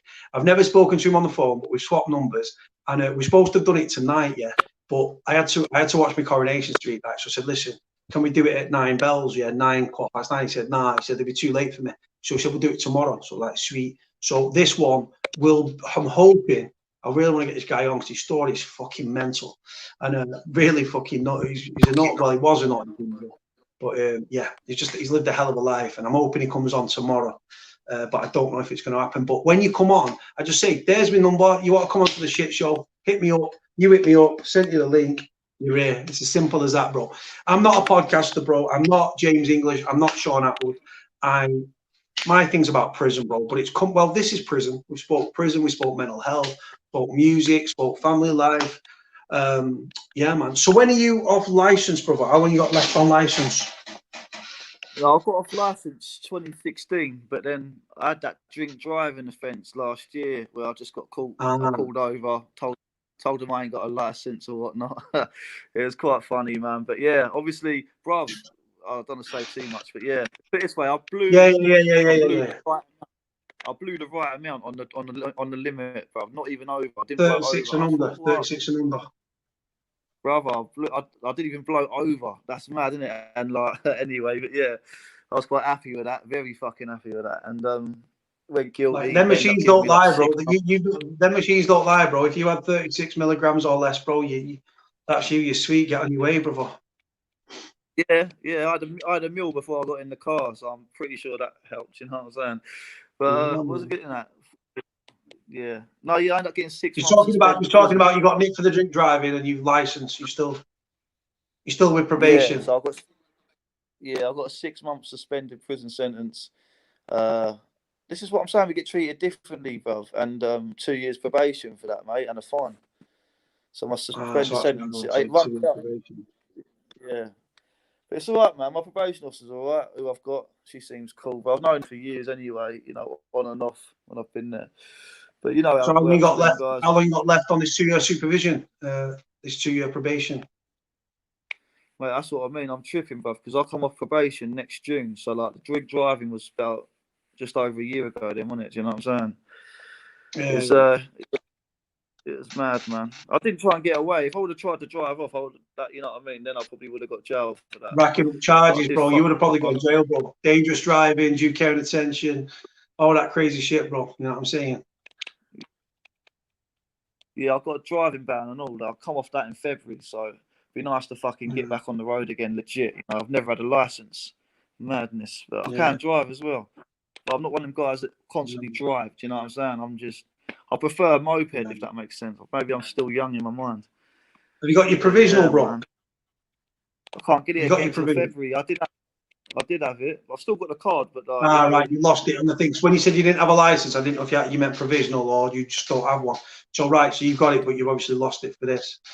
And then, do you know what, bro? You need to find your little niche, bro. What makes you happy? The music thing, but again, it's an expensive fucking hobby, bro. Fuck it now, isn't it? It's an expensive. People spend bro, so much money doing that and then can't break into it. But it's such an hard industry to break into, brother. Yeah, and then it breaks you, bro. Like, people can go at it like, oh, I'm just doing this as a hobby or whatnot, or it's just a bit of fun. But you wouldn't put so much effort and time into it if it was that, you know? Like, a lot of people in Brighton, everyone's trying to make it, man. But a lot of them are just hiding that fact and being like, nah, it's just for fun. I'm like, man, when you're putting thousands of pounds into videos and that and nothing's coming off it a year later, you still ain't got nothing off it, depression will hit you, man. And I'm not trying to say that in a nasty way. You'll start thinking, fuck, you know? Like, you would on yeah, brother. Yeah. I don't know why it's doing that again. Bro. Yeah, fuck, that's why it's doing this, bro. The screen's frozen, bro, but you're still there for now. Yeah, you're back. So yeah, the thing is with them, I remember I was in London, bro. Go on. Yeah. No, sorry. I was talking like later on. You know, when I say something, because it's saying it like later. Hold on. Oh, this is mad. The signal's bad again, bro. It's all right there. It's all right there. Yeah, it's cool there. Bro, what it is, the closer you are to your internet router, the better the fucking signal, bro. Apparently. Yeah. Mate, the thing is, that's in my daughter's room as well, but that's only like, it's not far. You can't. You don't want to wake her up, bro. You don't want to wake her up. No, so go on. So, what did you grow up? You listen to Eminem, but what other music sort of genres did you listen to? Was it all about the American sort of rap? Yeah, for me. But my dad used to listen to all like fucking Cat Stevens, Pink Floyd, all like the old classics, man. So I was brought up on all that music, man. Yeah, I liked it all, mate. Even to this day, I love house music, dirty house music, stuff I never used to like. Eminem, not really a fan of him no more. Grew out of him when I was about 14, I think. But he did. That's what made me want to rap, though. For most white people, that is the case, man. Like from that genre. Yeah. But definitely. A lot of people won't admit that, but I'll admit that all day long. Eminem definitely made me want to try it. I was like, fuck, this guy can rap. But yeah, I could never rap like him. I don't think anyone can. Same time. But yeah, I listen to everything. I grew up listening to we used to listen to again, all the, I'm 36, bro, yeah. But we used to listen to me and mates with everything from Q-Tip, it was like a rapper thing, an Exhibit and fucking Dre and fucking all that stuff, Nas. We used to listen to, I used to love my garage, bro, as well, DJ Looking MC Neat, all that sort of stuff. Yeah. My stepdad, he used to have in the house, he used to listen to a lot of 80s stuff, Madness, and ska sort of stuff, and Paul Weller, Crowded House, The Jam, The Who, all that sort of stuff. Yeah. But yeah, music saved my mental state, my mental health, as I use music as a coping mechanism. When my head's gone, bro, I don't listen to high-pitched banging music. I listen to an acoustic playlist, bro. I lay there on my bed with the music on, the lights off, with my hands behind my head, bro, and the music relaxes me and calms me, bro. And it's I find it very therapeutic. But everyone's got I don't smoke drugs. I don't smoke weed. I don't drink. Well, I've drank. I'm not a big drinker. I don't do drugs. I don't smoke. So just music, bro. Music for me soothes my soul and my mental state. Yeah. It's breaking up again, brother. Mate, it is though, isn't it? I know, isn't it? I could hear it when you're talking. It breaks up a little bit, but then obviously it's my signal. Yeah, yeah. The connection. Music's definitely. The thing is, go on. I'm just saying what you said about music with the headphones and that, man. That's exactly what I do as well, bruv. Honestly, it is. Yeah, look, music speaks louder than words. Do you know what, brother? It definitely does. Definitely does. Yeah. So when you was in prison, bro, like, how did your mental health, the fact that you've got a lot of energy and stuff, how did you deal with that being locked behind your door for long amounts of time? Did it impact your mental health? Bro, I used to steam up and down my little single cell for years, man. Just be like running on the spots and that, like, just, yeah. It was mad, man. Yeah, that's how I dealt with it. Like, looking back at it, I was laying down a lot, but then, yeah, I couldn't lay down for too long. I'd have to be up and down, you know. I don't know, man. Yeah, it was tough, bro. Just the whole sentence was tough, bro. So it's fucked me up mentally in the long run. Bullingdon was worse because I had to share a cell. Oh, so you wasn't single cell there, but you had to share Bullingdon. Yeah, I tried going high risk, but yeah, so it was like, oh, it'd be hard to get, make it even harder if you I believed it like a dickhead. And now, luckily, they put me on when I was in Aylesbury with it. Anyway. It's breaking up again, bro. But he was getting out in a month's time. So after him, I had that month to try and make a friend. You know what I'm saying? I've got someone decent in with me, like my boy from Portsmouth, still in there now, like pretty much still.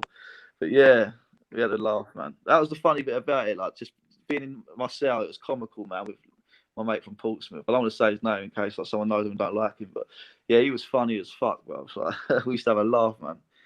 Take bear drugs as well. I know it's not good, like bear drugs. What I mean, bear drugs like just fucking medication, pre-gab, Subutex, just all stuff that probably killed normally. Like, yeah, I'd never thought I'd get like that, like take prescription drugs and shit, you know. Like there was weed and that in there, but it was just a paranoia code of like you smoke a joint, then you got 30 days until they drug test you, and I was getting violated by the screws, bruv. Any chance they could spin me, strip search me into another room, what you know how they take you away and that, and drug test me, man, all the time, bro. Like it weren't every week, but it was at least once a month. I was getting it, bro. Whenever it was coming round, I was always on the list, mate, regardless of what it was. Had your card marked and all that.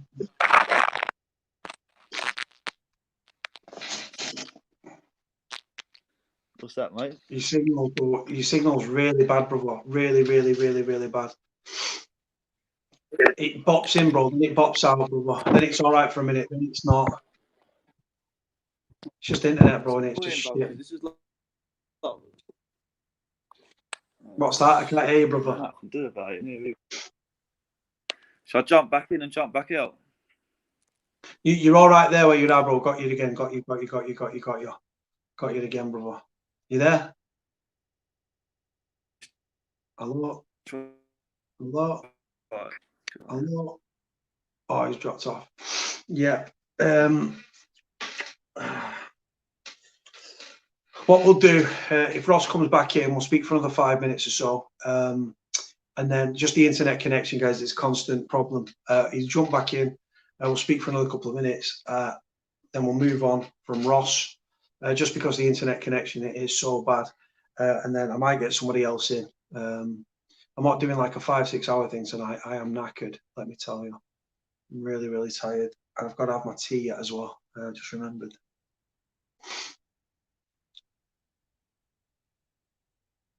Right, I don't think he's coming back on. I don't think he is. So we'll put the number back up. Oh, he's back.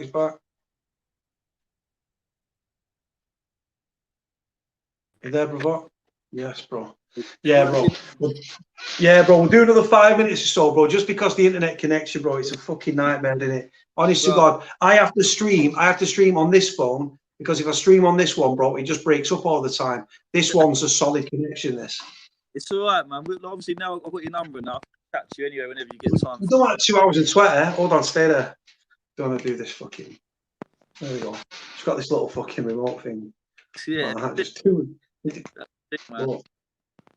Like a little fucking madness, bro. This one changes color, but the control. Oh, your one does. Yeah, it does all like these mad disco lights if you want it to. And it's only £16. You get it on Amazon. Comes with like a control. Turn any. All right. Yeah, man, like mood lights and all that, bro. Yeah. What's your motive this week then, bro? Have you got much planned? What for what, bro? Your motive this week. Have you got anything planned other than like? You know what, bro? I just do one thing from one day to the other, bro. It's just my life's fucking miserable, bro. Do you know what, brother? If it wasn't, bro, this channel saved me. I know people come on saying it's helped them and stuff, and I don't know how that's happened, but like in my own head, right? It's therapy, bro. Trust me, it's therapy. Got a lot of shit going on up here, and when we come on, it's sort of I get some stuff out, I take stuff in, and it's sort of like it's like a backwards and forwards thing. And yeah, man, bro, I stopped living the day I walked away from crime, bro. The day I cut it on the head, knocked on the head, I said, it's gone. That's it, bro. In December the 12th, I will not have been in a police station for 5 years, brother. 5 fucking years, bro. In December. But like I said, it's just, bro, when you've lived you've lived a crazy life as well, but when you live your life, a fast-paced life, and then it just goes stops, and then it's just like a snail's pace. It's not for me, bro. I like interesting shit, bro. I like interesting lives, and that's why I've lived a fucking crazy, fucking weird, mad life like a lot of people. And now my life is, I live in this virtual fucking bubble of YouTube. Literally, bro. It's just, you probably can't see, but like, hold on. Right, so there's us on the screen, right? And you've got all my notifications at the top. You can see all bare notifications at the top. Boom, boom, boom, boom, boom. And they're the ones that, and I've swiped loads off, and these are the other ones that have come in. Honest to God, bro, like, I've got 57 messages from 28 contacts. I've got text messages. I've got in excess of 20 voicemail, 20 WhatsApp calls from different numbers. I've got text messages. I've got voicemail messages. It's just become like, but the thing is, it's hard work. Hold on, let me turn the volume down. But yeah, like, so no, because my phone, bro, because your number's there, you get dickheads contacting you. Not saying my subscribers, but trolls, dickheads, that ring off private numbers, bro, leaving voicemails. A guy keeps ringing me up, burping.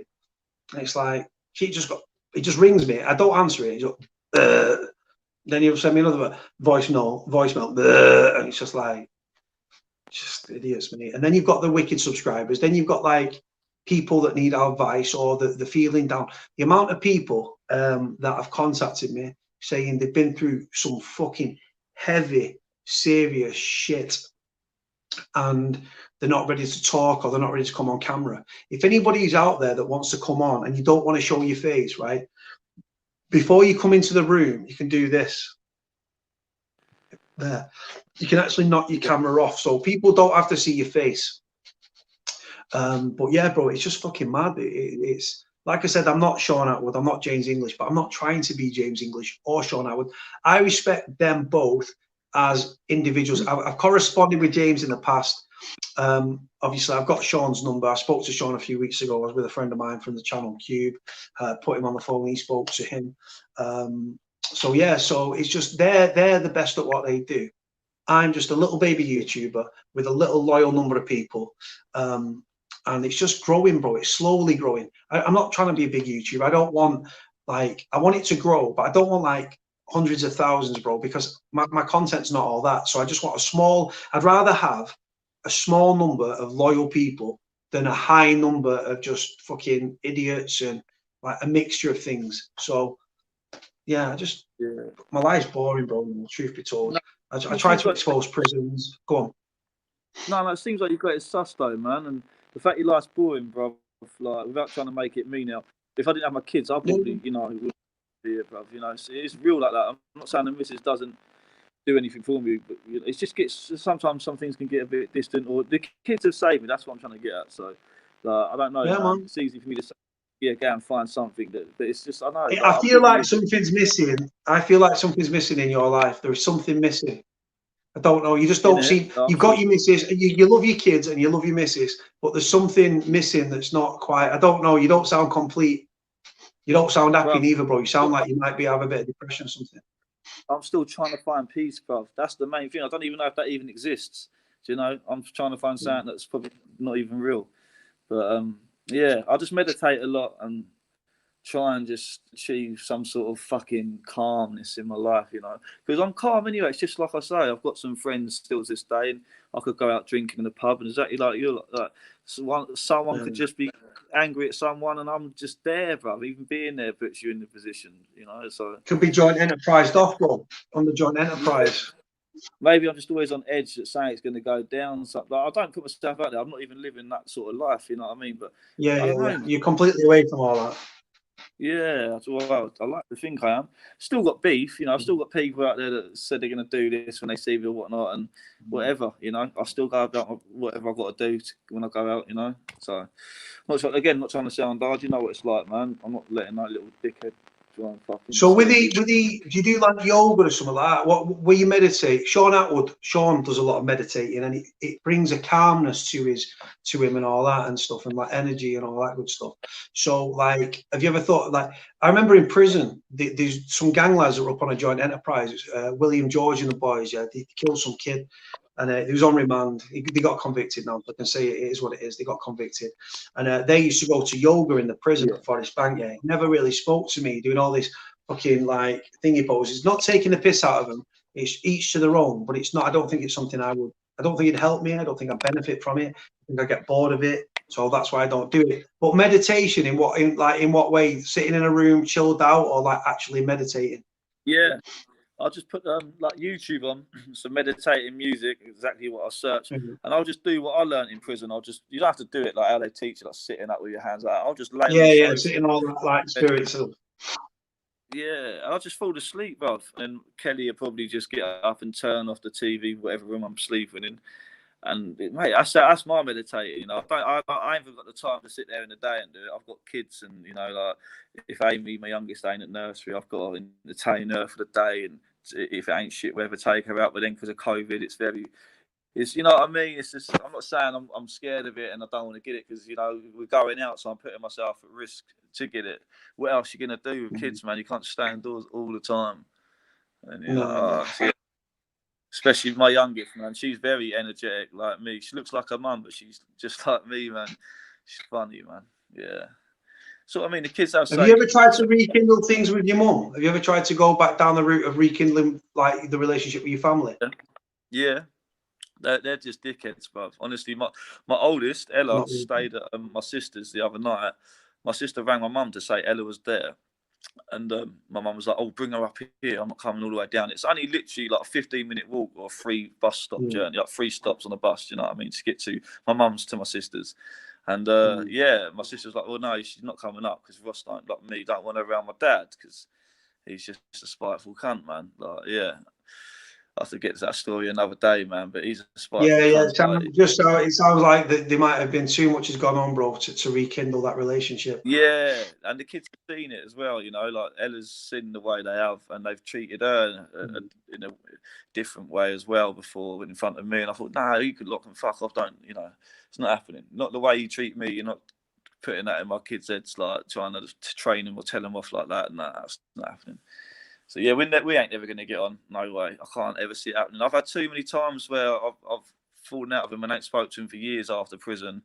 And they were the ones sending me in POs and the ones always there on the phone calls. And if I needed a visit, they would come. Do you know what I mean? But yeah, I get out and it's back to normal. Because before I went to prison, we didn't get on. All through prison, we got on. But then I get out and then we don't get on again. It was fucking, yeah, it's quite hard to take in that one. It's getting letters. Sounds like a clash. It sounds like a clash of something, bro. Like a clash of personalities or something. Yeah, it's always been like that, bruv, growing up. And I think just because I've got older now, they can't attack me. Do you know what I'm saying? So their only way now is just to not talk to me. And I think you do that to your kids. All right, I didn't have the best of starts in life, but I'm still their kid, and I couldn't imagine, like, how can you do that to your kid? Do you know what I mean? Like, but some people do, don't they? Some kids have it a lot worse than what I've had, man, or what you've had. You know. I've Yeah, had man. friends But that. like I said, the thing is though, the things you've been through, brother, mold you into the person you are today. And like I said, Yeah. I'd like to see you get proper, like assessed, brother, because you, like I said, it could be a complicated mix of certain things, and if you got How put to on do the it, right though? medication, go on. How do I get it though? How do I get assessed in that, man? Like Just someone near me. go to the doctors and say I'd like to refer to be proper, like what's the word, like I don't like you need to be properly assessed, bro, like properly assessed, like be referred to a mental health team, and then speak openly, go there, speak openly, tell them everything, bro, open up, bare your soul. And what they'll do, they'll you could see a psychiatrist or something, and they could process it and think, right, this, that's used for that, blah blah blah, and it could work something better for you, brother, where it brings you some sort of closure, where you get onto some proper medication, and that might help you, brother. Bro, listen, they throw fucking medication at me, bro. I've got a drawer full there. I try not to take it, but then when like tonight, because I'm so tired and my brain is in a constant vigilant state, it's exhausting. Yeah. So I'll pop, because I don't take them very often, I'll pop one and I'll be gone. But the thing is, then I can sleep from like 4 or 5 in the morning, bro, to like 3, 4 in the afternoon, and I don't want to do that. But I'm waking up and I'm dribbling, like, I mean, not antipsychotics or anything. It's just promethazine hydrochloride. It's not sertraline. Promethazine hydrochloride and metazapines, bro. Just high dosage shit. Yeah, I was on them for years, man. Them metazines, they were all right. They're fucking knockouts though. But I've got too immune to it, you know. After about a year being on them, then promethazines are good as well. I like them. Yeah. Yeah, with the first time I took a metazapine, bro, I lost 24 hours of my life, bro. It took me out. It wiped me out, bro. I was gone, bro. I literally woke up. I thought I've been asleep about an hour, bro. I've been asleep about 16 hours, bro. I was like, what the fuck? I used to have mad dreams on them as well, like proper fucked up dreams, mate. My cellmate used to say, "Bruv, you were crying in your sleep last night, or you were not screaming, but you were shouting in your sleep." I was like, "Why didn't you fucking wake me up?" He was like, "Try it," but I just didn't believe it. And I got to the hostel, and then whoever I shared the room with, some older guy, he even said it. He went, "Oh, do you have night terrors or tremors?" I was like, "No, what you on about?" But he was saying, "Yeah, you were sort of shouting in your sleep last night and that." Fuck no. Has your missus told you you do it? Nah, like. Mate, sometimes I just sleep on the sofa, innit? A lot. It's a lot easier, man. Like I do sleep in the bed with, Kelly, but at the same time, as if I'm in the front room like I am now, if I go in there, I know I'm gonna wake her up, so I'll just sleep in here tonight, because I know she's got to be up as well, and I don't mind. I can run on 4 hours sleep, 3 hours sleep, or whatnot. She can't. She's got long shifts, 2 jobs to work every day, 7 days a week. Do you know what I mean? She works 7 days a week, bro. Literally, and that's she's only doing 7 at the minute, just because it's Christmas. But normally it's 5. But yeah, she's doing a full marathon at the minute, man, of work. Hold on, what's this? Let me just find something. What's this? From the doctor's website, yeah. I'll have a look into it, because my doctor's a dickhead. Who I see in Ste Duignan, they're shit, mate. Honestly. Hold on. That's when I want to Clint. Hold on, just people just commenting in the comment thing. Hold on. Just looking at comments. I can only read the comments, but I can't see you when I do it, sort of thing. Like if I click on it. Yeah. It's good. Well, when tomorrow, when it all processes, right, the video will go up later on, and then what'll happen is the next day, then the live chat. So it takes about 24 hours for the live chat to jump on, so that when you click on the video, it'll say like, dislike, or like live chat. If you press the live chat, the screen, it'll literally, bro, come up like you normally see it, bro, on a night, like that, bro. Like it'll just it'll be on the screen though, where coming through the video, as opposed to that. But yeah, it's just one of them, brother. You say I'm getting a lot of love tonight, Codes. Yeah, bro. Do you know what, bro? People have their own little chats, and then there's questions like there with the thing. You can self-refer to a mental health services in Brighton. So this is the thing. Some people listen to what's being said. Other people listen to what's being said and have their own little chats, and other people don't, brother. It's just a craziness, but right, brother. Listen, are we okay to wrap it up? I'm actually going to finish the full stream, bro, because I'm knackered. Let's do it, man. I'm going to get some tea on the go. But listen, stay in touch. I've got your number. Hold on, let me save your number now. Yeah, I'm going to text you. I'll text you my name if you want, just so you know it's definitely my number. Yeah, no, it's cool, bro. I've got you. Trust me. Yeah. Like I say, man, I keep you posted through WhatsApp. Yeah, I'll man, keep you no worries, posted. bro. Just as we're talking, just let me save your number. I'll just put your No, I name. appreciate. Like I say, man, it's been surreal being on live with you, man. You might not Yeah, think man, it. You might sweet, think bro. you might think you're just an ordinary guy and that, but yeah, man, you're someone I generally watch a lot. Been watching for a long time now. I know you went a bit quiet, but at the same time, is to be on your live a year later or whatnot. It's fucking. It just shows you the net is powerful, man. You can do a lot through the internet. It's crazy. Bro, literally last night we was from fucking Manchester to Aberdeen with Lee. From Lee, we got in Sean from Pontefract. From Pontefract, we went to Clint in Shrewsbury. Then we went all the way to Canada to check in with Morag, who's like the mum of the channel. And it just became this thing, brother. And away from YouTube, you've got people like Julie that's commenting there. You've got Siobhan. You've got Clint. You've got Julie. You've got a lot of these Marcus. These people are all interlinked and are all in communication with somebody from my channel in some regard. And it's fucking mad, bro. It really is. But the only reason I'm finishing, bro, is because the stream's dead secure now. But I'm just because I didn't sleep last night. I'm fucking knackered. My eyes are burning me. And I've got to boil some veg, which will probably take me an hour to boil, and then I've got to make some fucking cod loin fucking fish bullshit for this healthy fucking weight loss fucking diet when all I want to do is eat kebabs. Bruv, I feel your pain, bruv. Honestly, I might not look fat, but my belly's getting there. But Cole, honestly, brother, I ain't gonna keep blabbering, and I'll definitely have to come back on and chat again soon, man. You know, blabbering, bro. Listen, bro, I've loved having you on, brother. Honestly, I really have enjoyed it, bro. It's different. It's because, like I said, I've not had anyone on from Brighton, from like that far south. So it's blessed, brother. I'm blessed for your story. Stay in touch, though, brother. Like I said, don't be a stranger. And I'll put a link in for your tunes as well for the SoundCloud below as well. Yeah, listen, like I say, if you're ever coming down this way, let me know, man. I'll make sure you're all right down here, bro. Yeah, man. I'll be Cody, bro, isn't short for co-defendant. That's all I want to say, bro. I'm not getting no charge sheets down there. Fuck that, bro. Down the ends, bro. That's sweet. That's calm, brother. You take care, brother, yeah? Right, brother. Listen, I'll let you bounce off, brother, yeah? Safe for coming on, brother. And I will definitely say bye to everyone, bro, before you go. Yeah, no, listen, guys, I'm going to be in the chat quickly anyway and have a little look, but big ups to everyone that was commenting or whatnot. Yeah, man. Yeah, shit. Real talk. Sheen Gang, Brighton boy, Rosteen. Yeah. You know. Yes, brother. I'll let you bounce, bro, yeah? See you fun. Take care, bro. Love, bro. Love. And there you go, guys. I was going to get somebody else on. I'm not even in the mood. I'm not in the mood. I'm just fucking, honest to God, my eyes are small anyway, but fucking hell, like, my eyes are so, like, my eyes are burning. I've got to boil a veg for about an hour. My throat's doing that thing where I'm tired. And I've got to do some cod loin. Right. Stay there. I'll show you my cod loin. Don't look at my ass. I've got my boxes on. Yeah, I've got some wicked cod loin, man. So it's a cod loin or it's these, you know. I'm starving. Like, so, like, they do 3 for the tenner on them. So I've got cod loin, paid for, by the way. And then I've got some lamb chops in it. Lamb chops with, like, just next level. But then I've got to have all this shit with it. Cabbage and fucking peppers and broccoli and fucking and leeks and shit. So it's crazy, man. Oh. So yeah.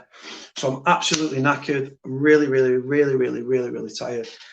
Sorry that there's still 209 people and I'm going to be signing off, so I apologize. Love to Canada, to Morag, to Donny, to Clint, to Siobhan, to just all these amazing people. All these wicked people that have commented and jumped in the chat and stuff. Right, guys, I'm going to leave it there. There's a fake account in somebody's name that's commenting that's, yeah, man, from the past. Right, guys, I'm going to leave it there. Ross, I'll send the number, brother. No problem at all. I'll send the number. I'll send you Clint's number. Like I said, you've got Morag as well. Morag's like the mother of the channel. Clint's like the father of the channel. Donny is just the nicest guy. He's just such a lovely guy. I love Donny massively. Yeah, man. Everyone's like interlinked. Everyone's talking. Everyone's communicating.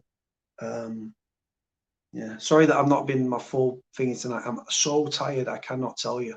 I am knackered.